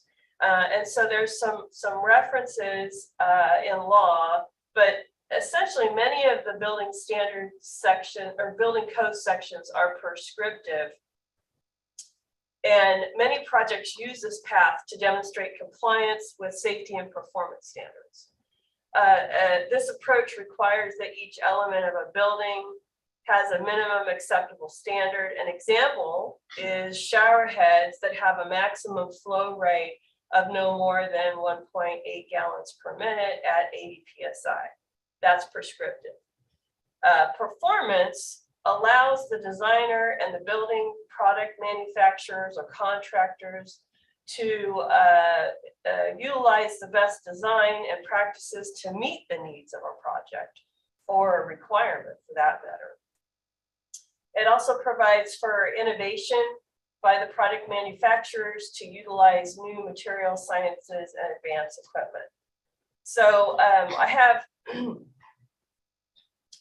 a couple of definitions in the government code, which is part of the Administrative Procedures Act, that performance standard means a regulation that describes an objective with the criteria stated for achieving the objective.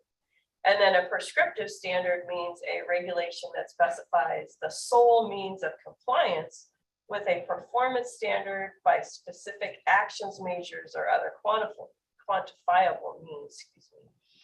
And then we have some other items. The legislature declares that it is in the public interest to establish the Office of Administrative Law, and they'll be charged with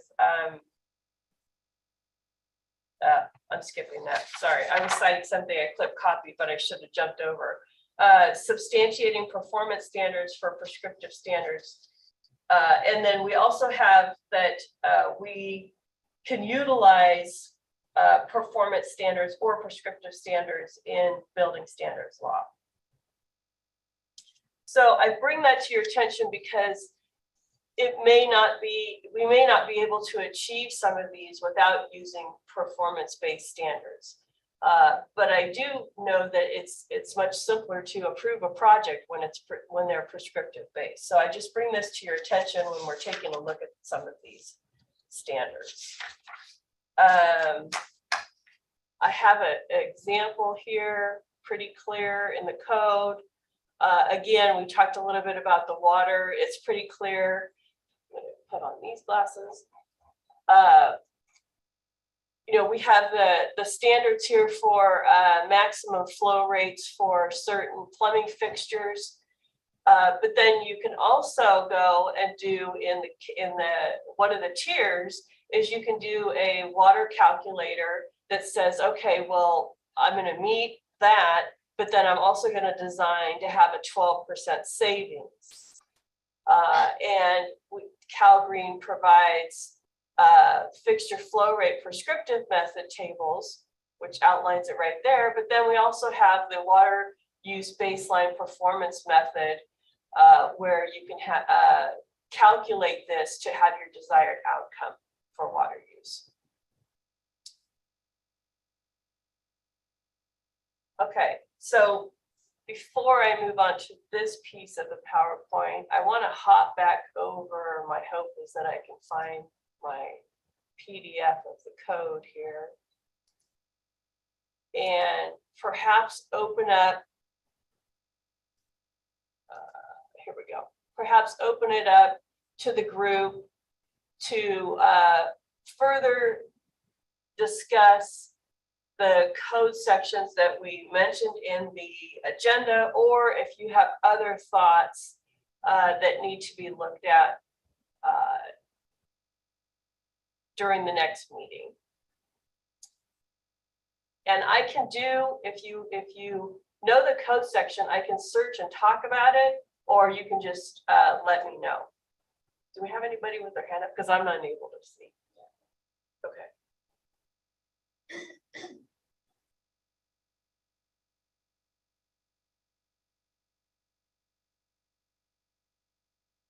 Not yet. Nope. Okay.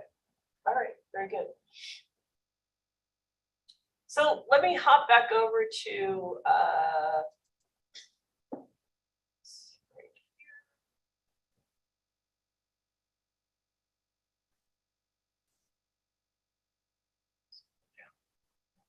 so what I'd like to offer before the June 30th meeting is to identify some code changes of interest, kind of more specifically than what we discussed today, and some action items.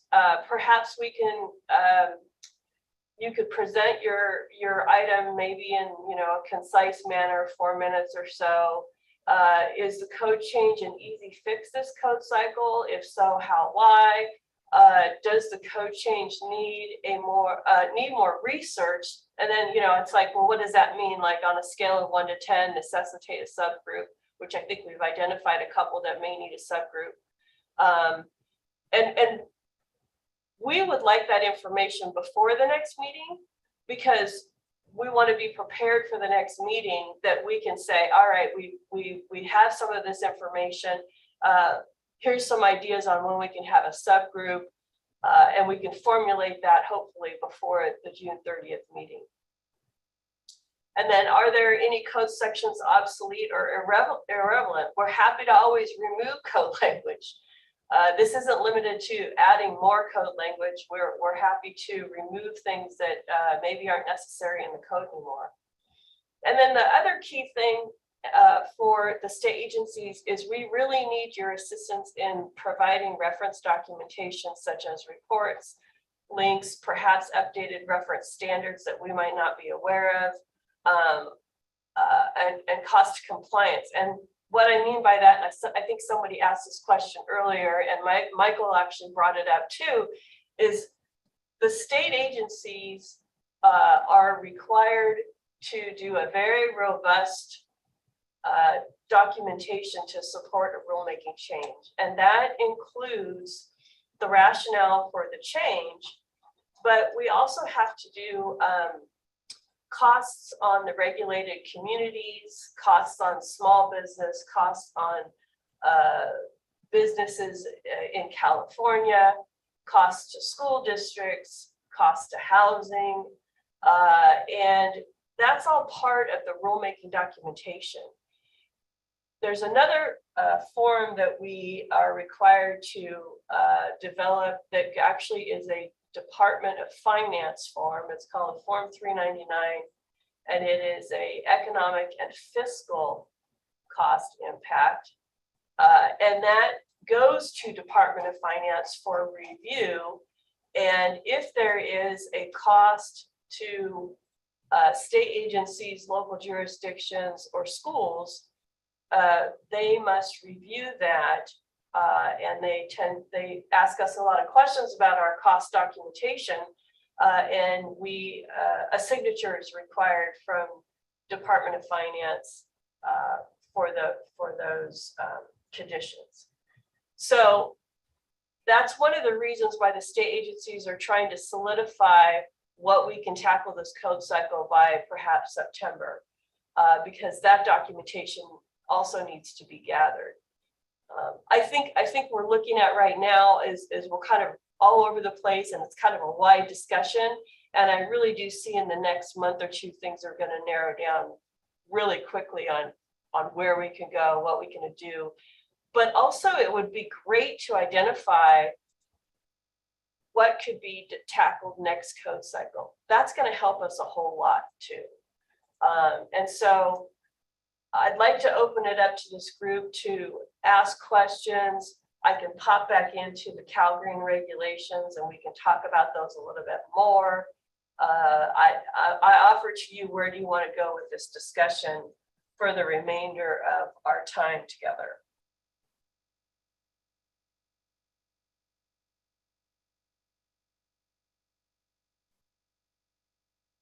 Is there anybody on the line? Yes, Michael. Oh, great. Thank you, Michael. Go ahead. Thank you. Thanks, Mia. I'm curious about if building standards has a sense of how electrification fits into the current Calgary framework. Electrification. Meaning, avoiding the use of fossil fuels on site, promoting or requiring, similar to what's happening in the REACH code landscape, which I know different communities have taken different approaches. Some are using it not as a code requirement, but using other legal means in order to regulate the sourcing of energy. And maybe you're not prepared to answer that question, but I frankly think that that's something we have to look into legally, because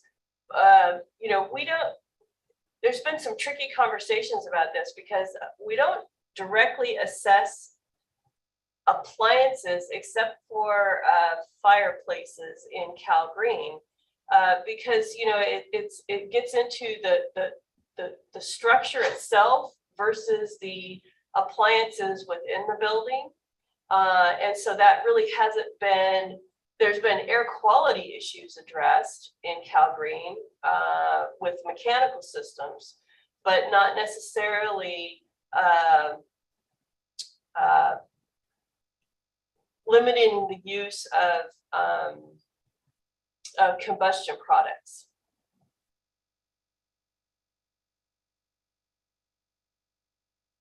And in a similar vein, if I just go ahead and jump in, I don't see any other hands raised. How about the carbon impacts of material choice in terms of how that fits into the existing Calgary landscape? Well, I think that what we see in, I'm gonna take off these glasses and give me 1 second here. I think what we see in, we'll do a find.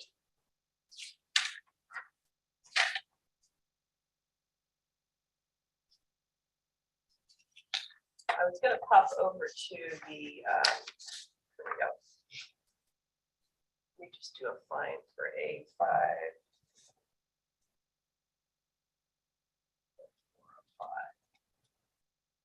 So when we look at the voluntary regs in Calgary, we do have information in here about regional materials, bio-based materials, material costs, renewable materials. So Cal Green addresses that, also recycle content of materials. And so to me, that is something that could be further looked at. Again, I don't know that these regs have been updated in a while, so this is something that I think we would like feedback on. The code also addresses, and I'm trying to, in 85409, so let me scroll down just here a little bit. 9. This is the area that discusses the concrete, alternate method for concrete. So we have that in there, and cement mix, mixed equations. It's quite lengthy. And then we have an information on life cycle assessment. And so this talks about, whole building life cycle assessment, which is what was discussed before. And this, perhaps this could be looked at with updates and more reference standards. We heard a lot from RMI and the Carbon Leadership Forum last meeting about this, and perhaps the tools that they have could be incorporated into this. And again, we talked about coming up with common terms that could be used, and that might be an opportunity this code cycle to make sure those terms are included in Cal Green this code cycle.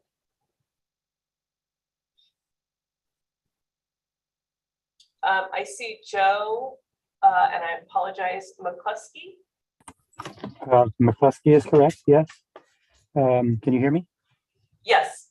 Okay, so under the category of obsolete, I would say the water heating measure 150.0 sub N, where they have to put in a 200,000 BTU per hour gas line. When we're kind of going forward with electrification, always seems a little nuts. With our REACH code, they also have to put in, if they put in a regular water heater, they have to put in the electrical equivalent. But that measure seems to me like it could be just removed. And I apologize, Joe, it's a little bit muffled. I didn't hear the code section because when I hear 150.0 sub N. So you're referring to a code section in the energy code? Yes. Okay. Yeah, I want to clarify that the discussion we're having today is we're talking about the Cal Green regulations, which are in part 11 of Title 24. And I can get you information on who you can contact at the Energy Commission, because that would be a modification that would be proposed by the Energy Commission for the Energy Code. I'm sorry for the confusion there. Oh, yeah, I understand, because part of the energy code is included in the green building code.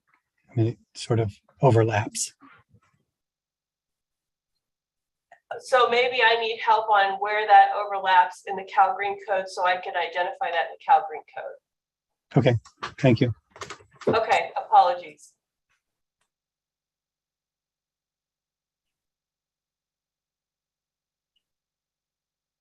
Anyone else?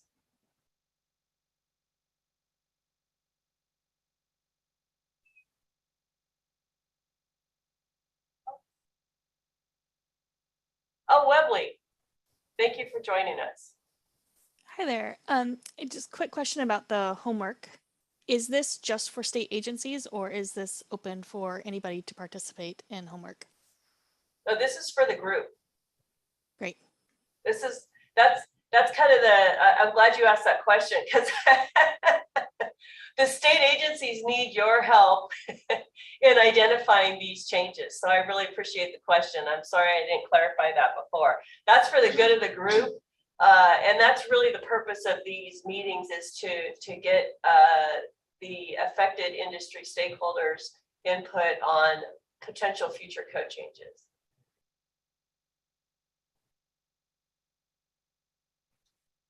Nicole? Yeah, I just wanted to ask, are we in section 6 already, or are we still in 5 of the agenda? So I did move on when we came back from break. I'm in section 6. But okay. if you have a question about the Calgary structure, we can hop into that. I think what ended up happening is at the end of item 5 on the agenda, we kind of bled into talking a little bit about the Calgary regulations themselves. So we're in item 6 right now. Gotcha. Do you want to move to the deconstruction, or should I just go ahead with that? Or Sure. Yeah, I'll just go ahead and open it up to the deconstruction conversation. That's fine. Okay. So you'll have to excuse me. I'm in my shop right now. So we met yesterday. Bay Area Deconstruction Work Group is kind of forming a committee to discuss what we'd like to see in terms of changes, alterations, and additions to the code. We had 4 people in addition to myself and Timothy Hood from EPA Region 9, representing Santa Barbara, Oakland, San Jose, and kind of just California in general. We had a lot of other people that wanted to come, but it's just such a short time period. We probably will have about 15 to 20 people on that committee is my guess. And so representing city agencies, practitioners of reuse, so reuse facilities, deconstruction contractors, and counties. So what we're thinking so far, we really want to, just to introduce myself, I'm Nicole Tai. I am one of the founders of Bay Area Deconstruction Work Group, and I am the chair of Reuse Alliance, and my company is Green Links. So we're a deconstruction company and a reuse facility in Santa Rosa, California. And I have been doing reuse advocacy for about 20 years, and I'm grateful to be here today. We are looking to kind of create a foundation for a framework and a menu of methods and for jurisdictions to use that could be maybe increased and updated every cycle. So we've been meeting for about 4-5 years now after what happened in Portland, where they implemented the first deconstruction ordinance in the country. And so we've been monitoring what's happening nationwide and locally. And we think we have a pretty good handle on what the best codes are and what's happening in places where they've been implementing it for some time now. So what we'd like to do is maybe present to the group by August what our potential changes might be. And, we certainly will do our homework for the 30th meeting and get back to you as to what we're thinking. I'm just going to pull up really quickly my email that I sent to the group.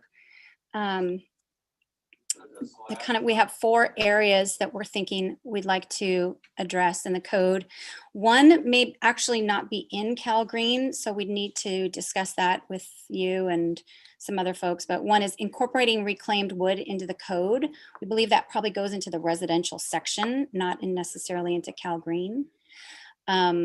Washington and Oregon have already done so in their codes, and they have the language, and Gregory Dick from CalRecycle has forwarded that on to the DGS, I believe. So we will get that to the group if you want it as well. And then incorporating deconstruction into Calgreen is, we currently just kind of have a blank slate there. So I'm just giving you kind of placeholders for future information. Reuse facility infrastructure and certification, and then reclaimed wood to meet the 1383 requirements. So I don't know, some of you may have a little bit of overlap in your agencies with 1383, but basically SB 1383 was passed to prevent organic waste from going into landfill. And it's mainly focused at CalRecycle on food waste and organic waste that goes into, the residential and commercial sectors. And they've basically tasked the Cal Green Code with addressing the wood side of SB 1383.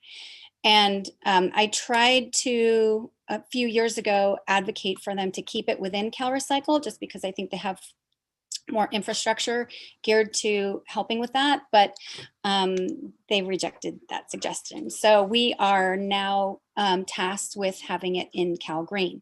And right now it's addressed in Cal Green via the 65% diversion rate that has been in place for, I believe, 7 years or so. And unfortunately, that diversion rate does not capture wood waste in terms of recycling or reuse or composting.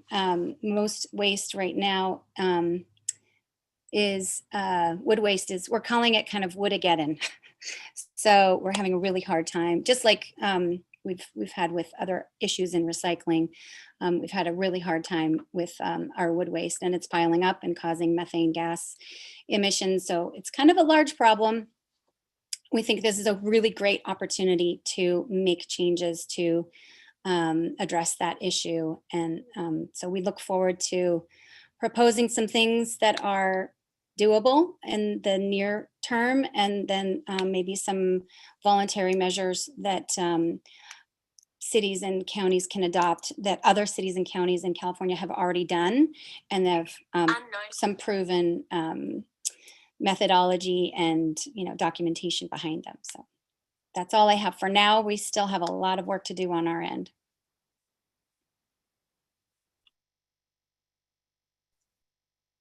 Okay, thank you, Nicole.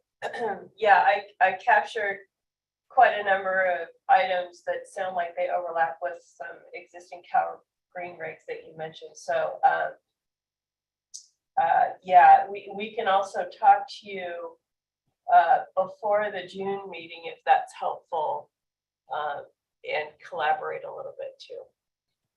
That would be great. I think, just creating a framework for what is achievable, I think is the most important thing. Is like, what can we accomplish in the timeline that you have laid out?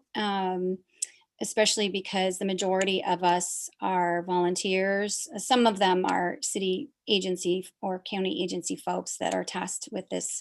So we do have some beef behind us, but the rest of us are, reuse practitioners. We don't have a lot of, we're in the field daily. So it's a challenge to get to these meetings, but we obviously need to.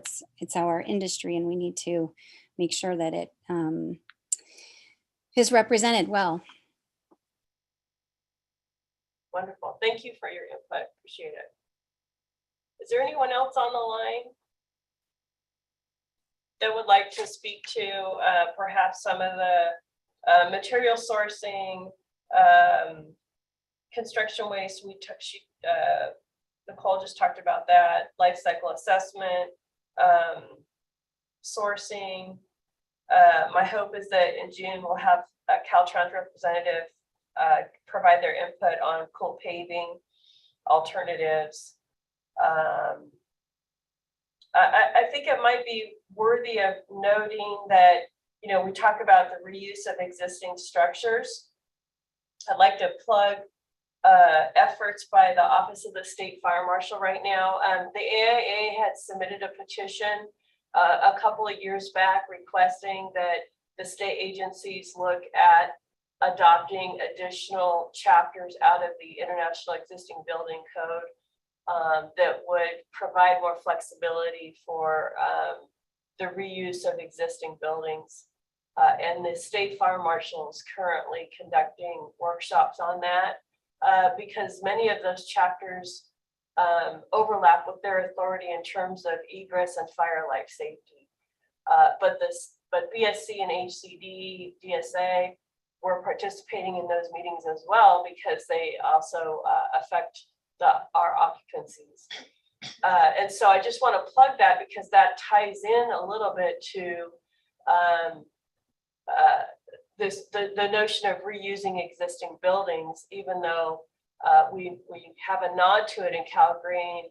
The actual reuse of an existing building, the plans and construction and permitting process, that you utilize the existing building code. So I just want to offer that up to everyone as well. Nicole, I saw your hand came up, and then I'll go to Christos. I saw his hand came up as well. Yes, I'm remiss. I would be remiss if I didn't mention that we do have a large contingent that is interested in design for reuse, and so we will be presenting on that as well. And I know that I'm sure that the AIA folks know exactly what we're talking about and would be interested in probably participating in that discussion. So if you are, please let me know. Okay. And Christos? Yeah, thanks. Christos with LA Unified School District. The only comment I wanted to make is that in terms of reuse, let's just understand, just in general, buildings or materials or anything, let's just understand better in terms of if we're suggesting something for reuse, at least we've done that analysis to see the impact, because well, we should be reusing materials and buildings at the same time. Some of those have a lifespan, and if we're extending the lifespan for the next so many years, we need to understand the impacts that it can have on the occupants as well. So, and then there's different impacts. So we need to have a thorough understanding of, again, whatever we're suggesting and the related impacts. And DSA obviously understands, I guess, some of the, because we'll have some discussions in other committees about building reuse, and I support that, but at the same time, we need to understand better what does that mean in the ground context.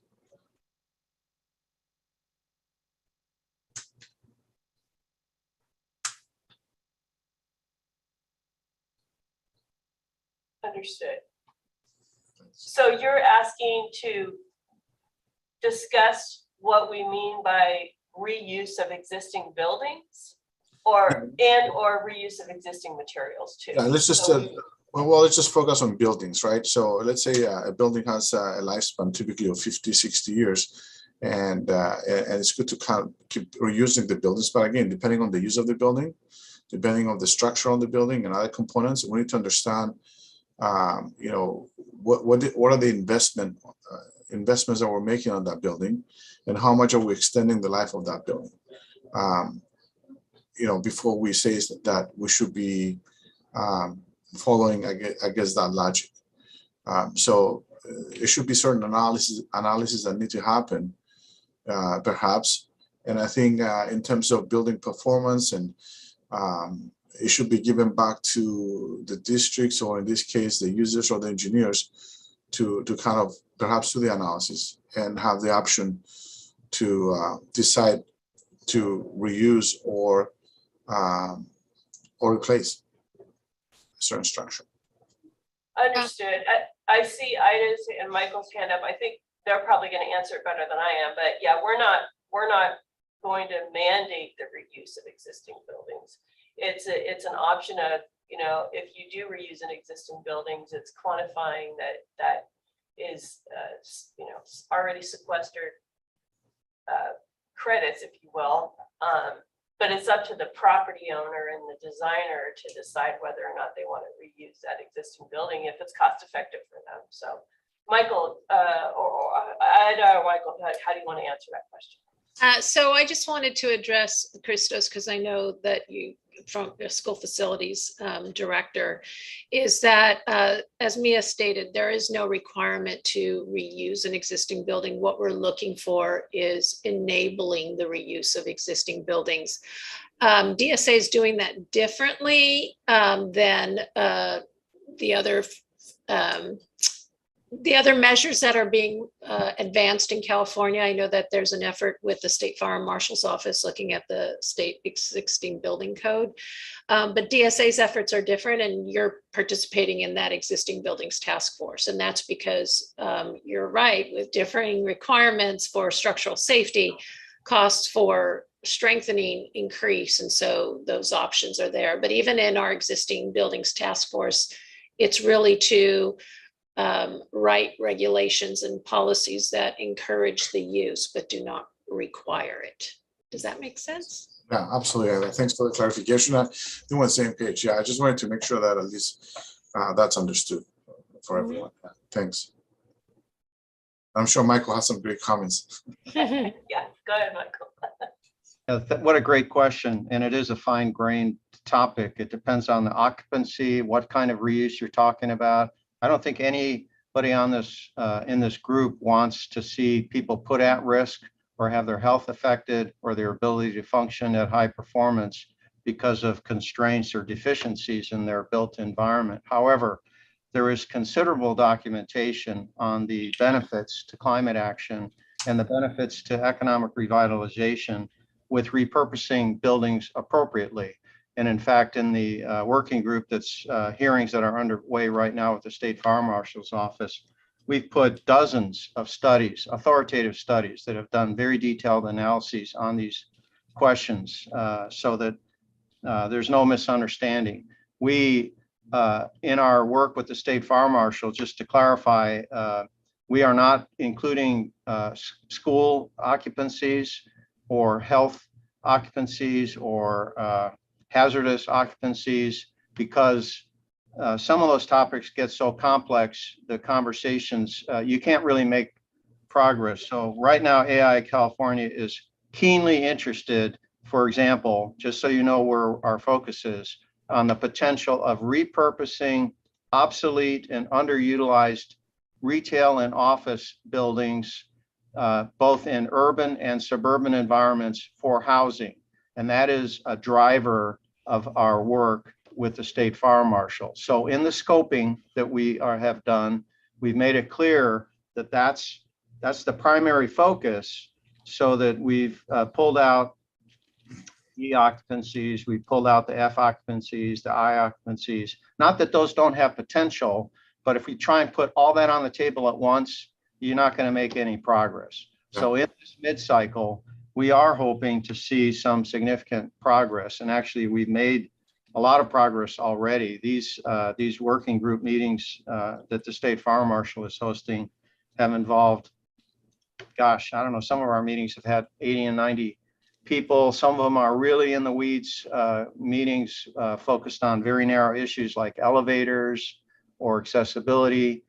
But we're aware that it's a complicated topic, but the benefits are huge when you can successfully pull it off, both in terms of cost savings, time savings, environmental benefits, climate action, revitalization. There's a higher degree of labor involved than materials when you reuse buildings, so it actually benefits in terms of the diversity, equity, inclusion. So but it is complicated, and we're working on it. Yeah, Michael, I appreciated your clarification because I agree 100%. It's just, as you said, it gets very complicated on some of the other type of facilities that we have to deal with on a daily basis. And we have to go through a thorough examination of structures and engineering to see the feasibility and options. So thanks for that. Thanks.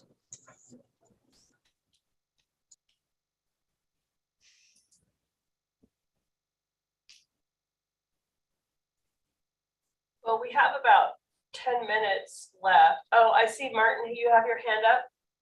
Go ahead.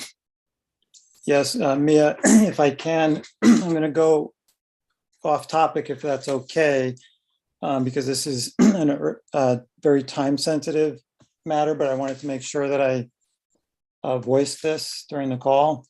So I communicated earlier in the week with Pam Maeda of BSC regarding, and by the way, I'm an architect in Berkeley. I don't think I mentioned that earlier when I spoke.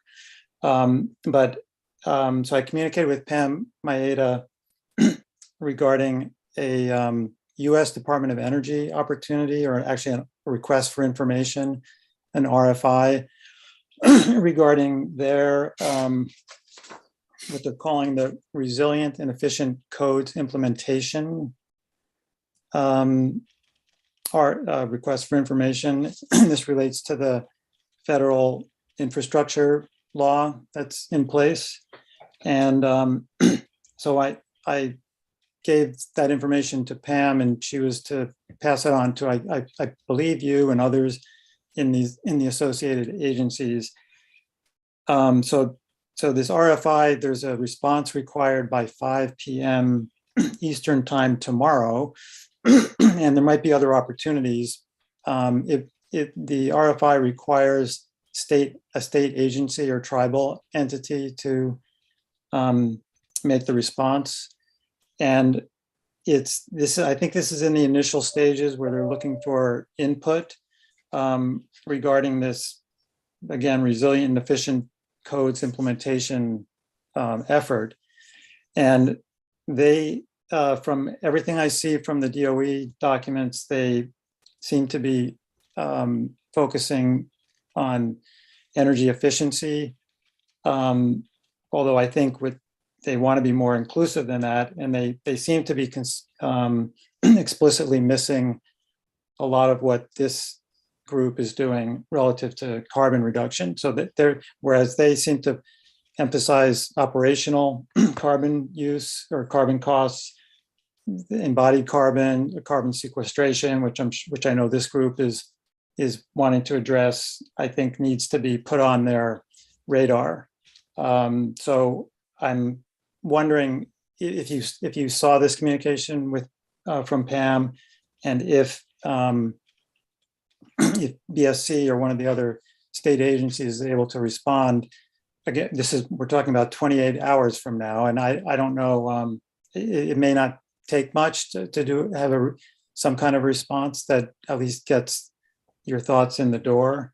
But I just wanted to ask if you knew, and also if any of the state agencies are even aware of or familiar with this DOE effort, which will lead eventually to an RFA, or I'm sorry, an OFA, an offer of funding announcement, and whether this federal funding might help supplement the state funding that that this group has access to.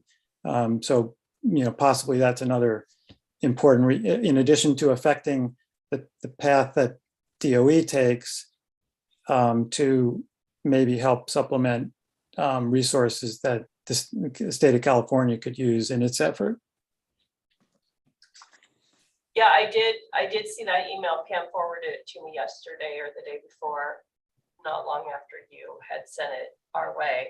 And I didn't put the connection in with the funding for BSC. What I did was immediately forward it to my counterparts at the Energy Commission, and they replied back to me that they're handling it. So I'm not sure if they responded to you or not on that, but I kind of looked at that as in their wheelhouse because they deal with the feds quite frequently. So I just want to let you know that I did forward that on to the Energy Commission. And we have 7 minutes, and I was kind of hoping to do like an action item list with all of you before we leave the meeting, but I see Eric, you have your hand up. I'll just mention that I quickly pasted a link to the aforementioned RFI if anybody's interested in the chat. Okay, thank you, Eric. Let me share my screen really quickly, but while I do that, I would like you guys to start noodling action items for the next meeting. So give me 1 second here.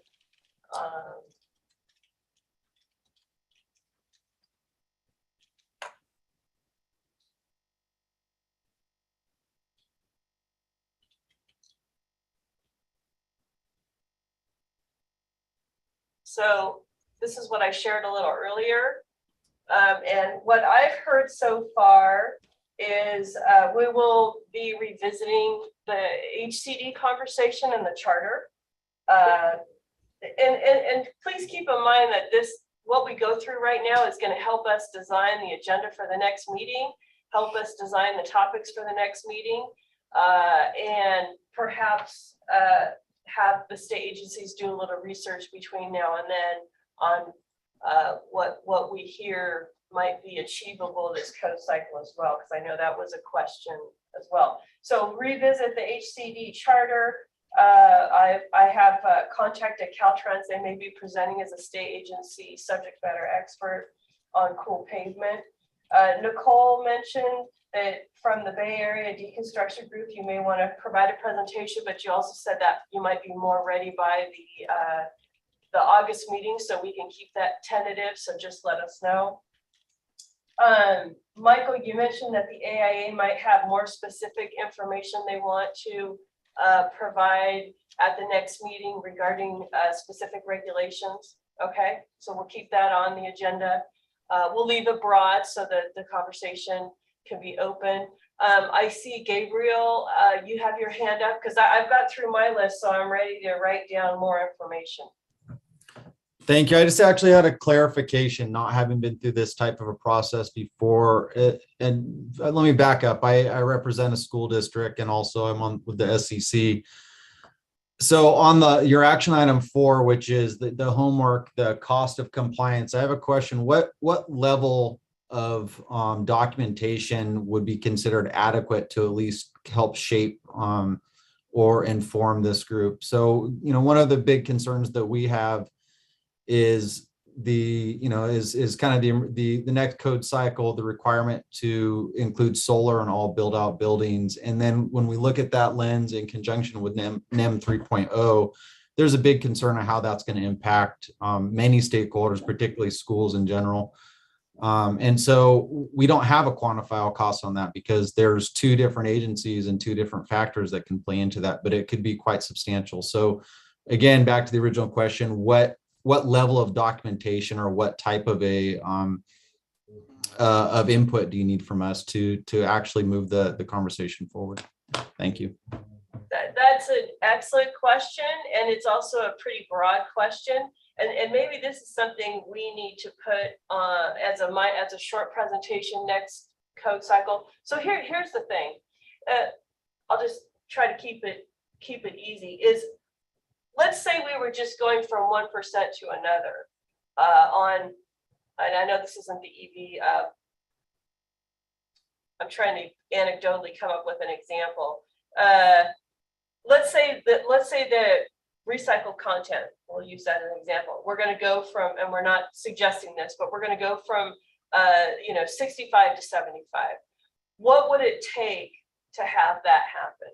So you could provide examples like, for buildings of this size, it's this much effort, it consumes this much square feet to house an area for that. So now we need to make that area bigger. You could have information like, we know that the future projection of non-residential occupancies is going to be X amount construction in the next year. And of that, it's going to cost X amount in that building to facilitate XYZ. Those are the types of examples if that's tangible. The health benefits and the environment benefits are those reports that are, okay, we know that we need to reduce greenhouse gas emissions or embodied carbon, increase embodied carbon by X amount. This function will assist that in this way. Those are the types of cost benefit analysis that we need. BSC, DSA, and HCD will actually gather that information and put it into the buckets, if you will, of the rulemaking documents that we need. And what we anticipate is we will be, once we start filling in those documents, is asking for more input. Can you give us more detail? Do you have more facts? It's going to be sort of a back and forth process to be able to complete that documentation. So for the agenda, what I'll do is perhaps have a short presentation on, and we can provide examples of other cost benefit analysis so you can see what they look like. But what we're not needing is a full 100% cost benefit analysis with your suggested code change. It might be that that's a fluid process. Okay, well, I appreciate the response and I appreciate being included in the stakeholder group. My intent is just to get clarification on how best we can provide input so that you can process it, digest it, and come up with the best solution for the entire state. Thank you. Yeah, no, that really does help because it is a complex process. So thank you for that question. Do we have another question from anybody? Oh, Amy's, there's Amy. Hi, Amy. Hi there. Thank you, Mia, and everyone for a fantastic meeting. I'm Amy Lewis, Green Building Review, and I'm an independent Cal Green reviewer based in the San Francisco Bay Area. And I was wondering what process should group members follow to sign up for the smaller working groups or the subgroups that are going to be coming out of this meeting? Thank you. Great question. So,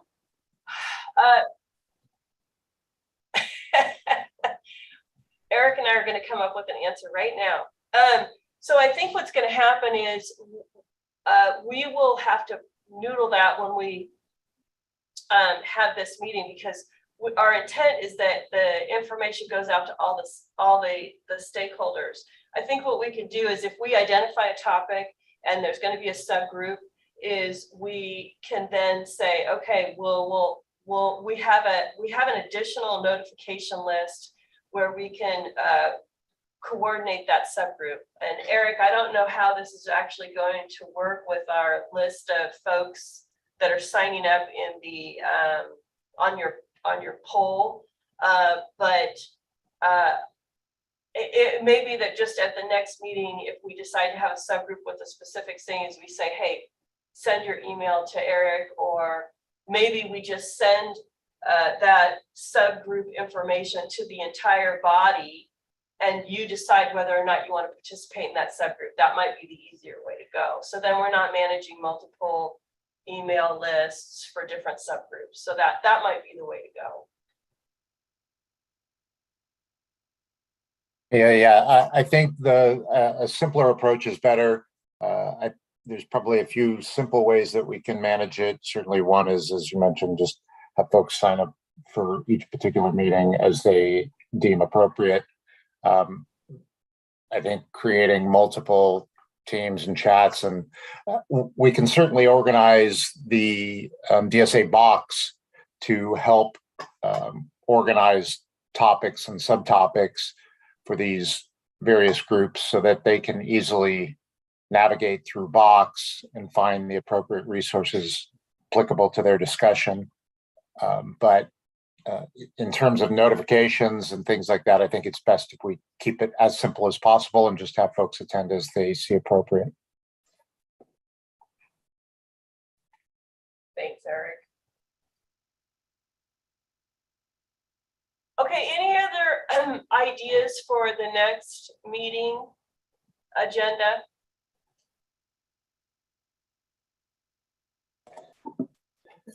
I don't see anything. All right, yeah. So yes. Sorry. So I just wanted to maybe summarize what I heard in terms of key subjects that we might consider for our next meeting is the idea of reporting and life cycle assessments. And then on the materials side, how do product declarations fit into Cal Green? I think those were two high points. I know the AIA through Mike had asked about electrification. To me, that, and certainly this is your wheelhouse, but to me that feels more like an energy code application that the Energy Commission could and most likely will be managing moving forward. But those two other topics seem to be low-hanging fruit to me for Cal Green. Suggestion, Eric, if I just jump in, is if the Energy Commission could respond to questions about how they're planning to integrate that into their overall considerations, I think that would be helpful for the next meeting to get sort of a reporting out from the Energy Commission as how they see embodied carbon, building operational carbon versus energy use, for example. And I would also mention, and this is where we're getting a little tricky here, where we're we're broadening the discussion topic to other state agencies, is that Dana had chimed in via the chat, and Dana from CARB, I should say. And so I want to give them an opportunity if they have something to report back to the group, because there's a little overlap with the appliance requirements that CARB can regulate versus what the Energy Commission is doing in the Energy Code. So there's some overlap there. So maybe we invite them back to explain that again, either at the next meeting or a future meeting. I'm getting concerned about going too far off topic here and going outside of what is already in Cal Green. I know it's an opportunity to educate the folks that are on this call, but it also is a time issue on how much we discuss that topic when it's kind of a little bit out of our purview. But I don't want to dismiss that idea at all. So we have, where are we here? Oh, we're over. All right, so I think, Eric, did you have any more to summarize before I kick it over to Kyle in a minute? Because I think it was important that Eric was summarizing some of the topics that were heard today. And anyone else want to chime in on the summary of those topics? Yeah, I'll say Dan, I think mentioned Dan Burgoyne. I know he was having some trouble with his audio earlier. So he posted something in the chat that I just want to bring up.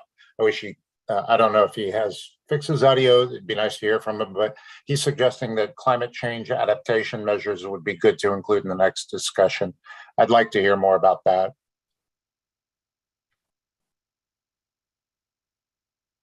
That sounds like a pretty broad topic, but okay. It does. All right. Okay, Kyle. Thank you, Mia. I just wanted to say, and this is great that we're summarizing kind of what happened today. And on that note, I would like to just devote a little bit of time at the beginning of next meeting to just kind of recap really quickly for the people that were not in attendance at this meeting, so that we can inform them of the key areas of discussion. We can also at that time, speak to our authority and our role, and then kind of loop in those stakeholders that were not able to participate today because of our lack of adequate noticing. Thank you. You bet. I've got it noted. Thanks, Kyle. Okay. All right. I don't see any other hands raised. So I think that's it. We'll wrap it up for today. I again can't thank you enough for your input and participation on this topic. I feel like we're kind of way out there with octopus arms on a lot of different topics. I'm looking forward to narrowing this down and then also developing a plan forward. So I do appreciate all of the great input and thank you again. And we will see you in late June. Hopefully it's June 30th is the next meeting. Thank you very much. Thank you.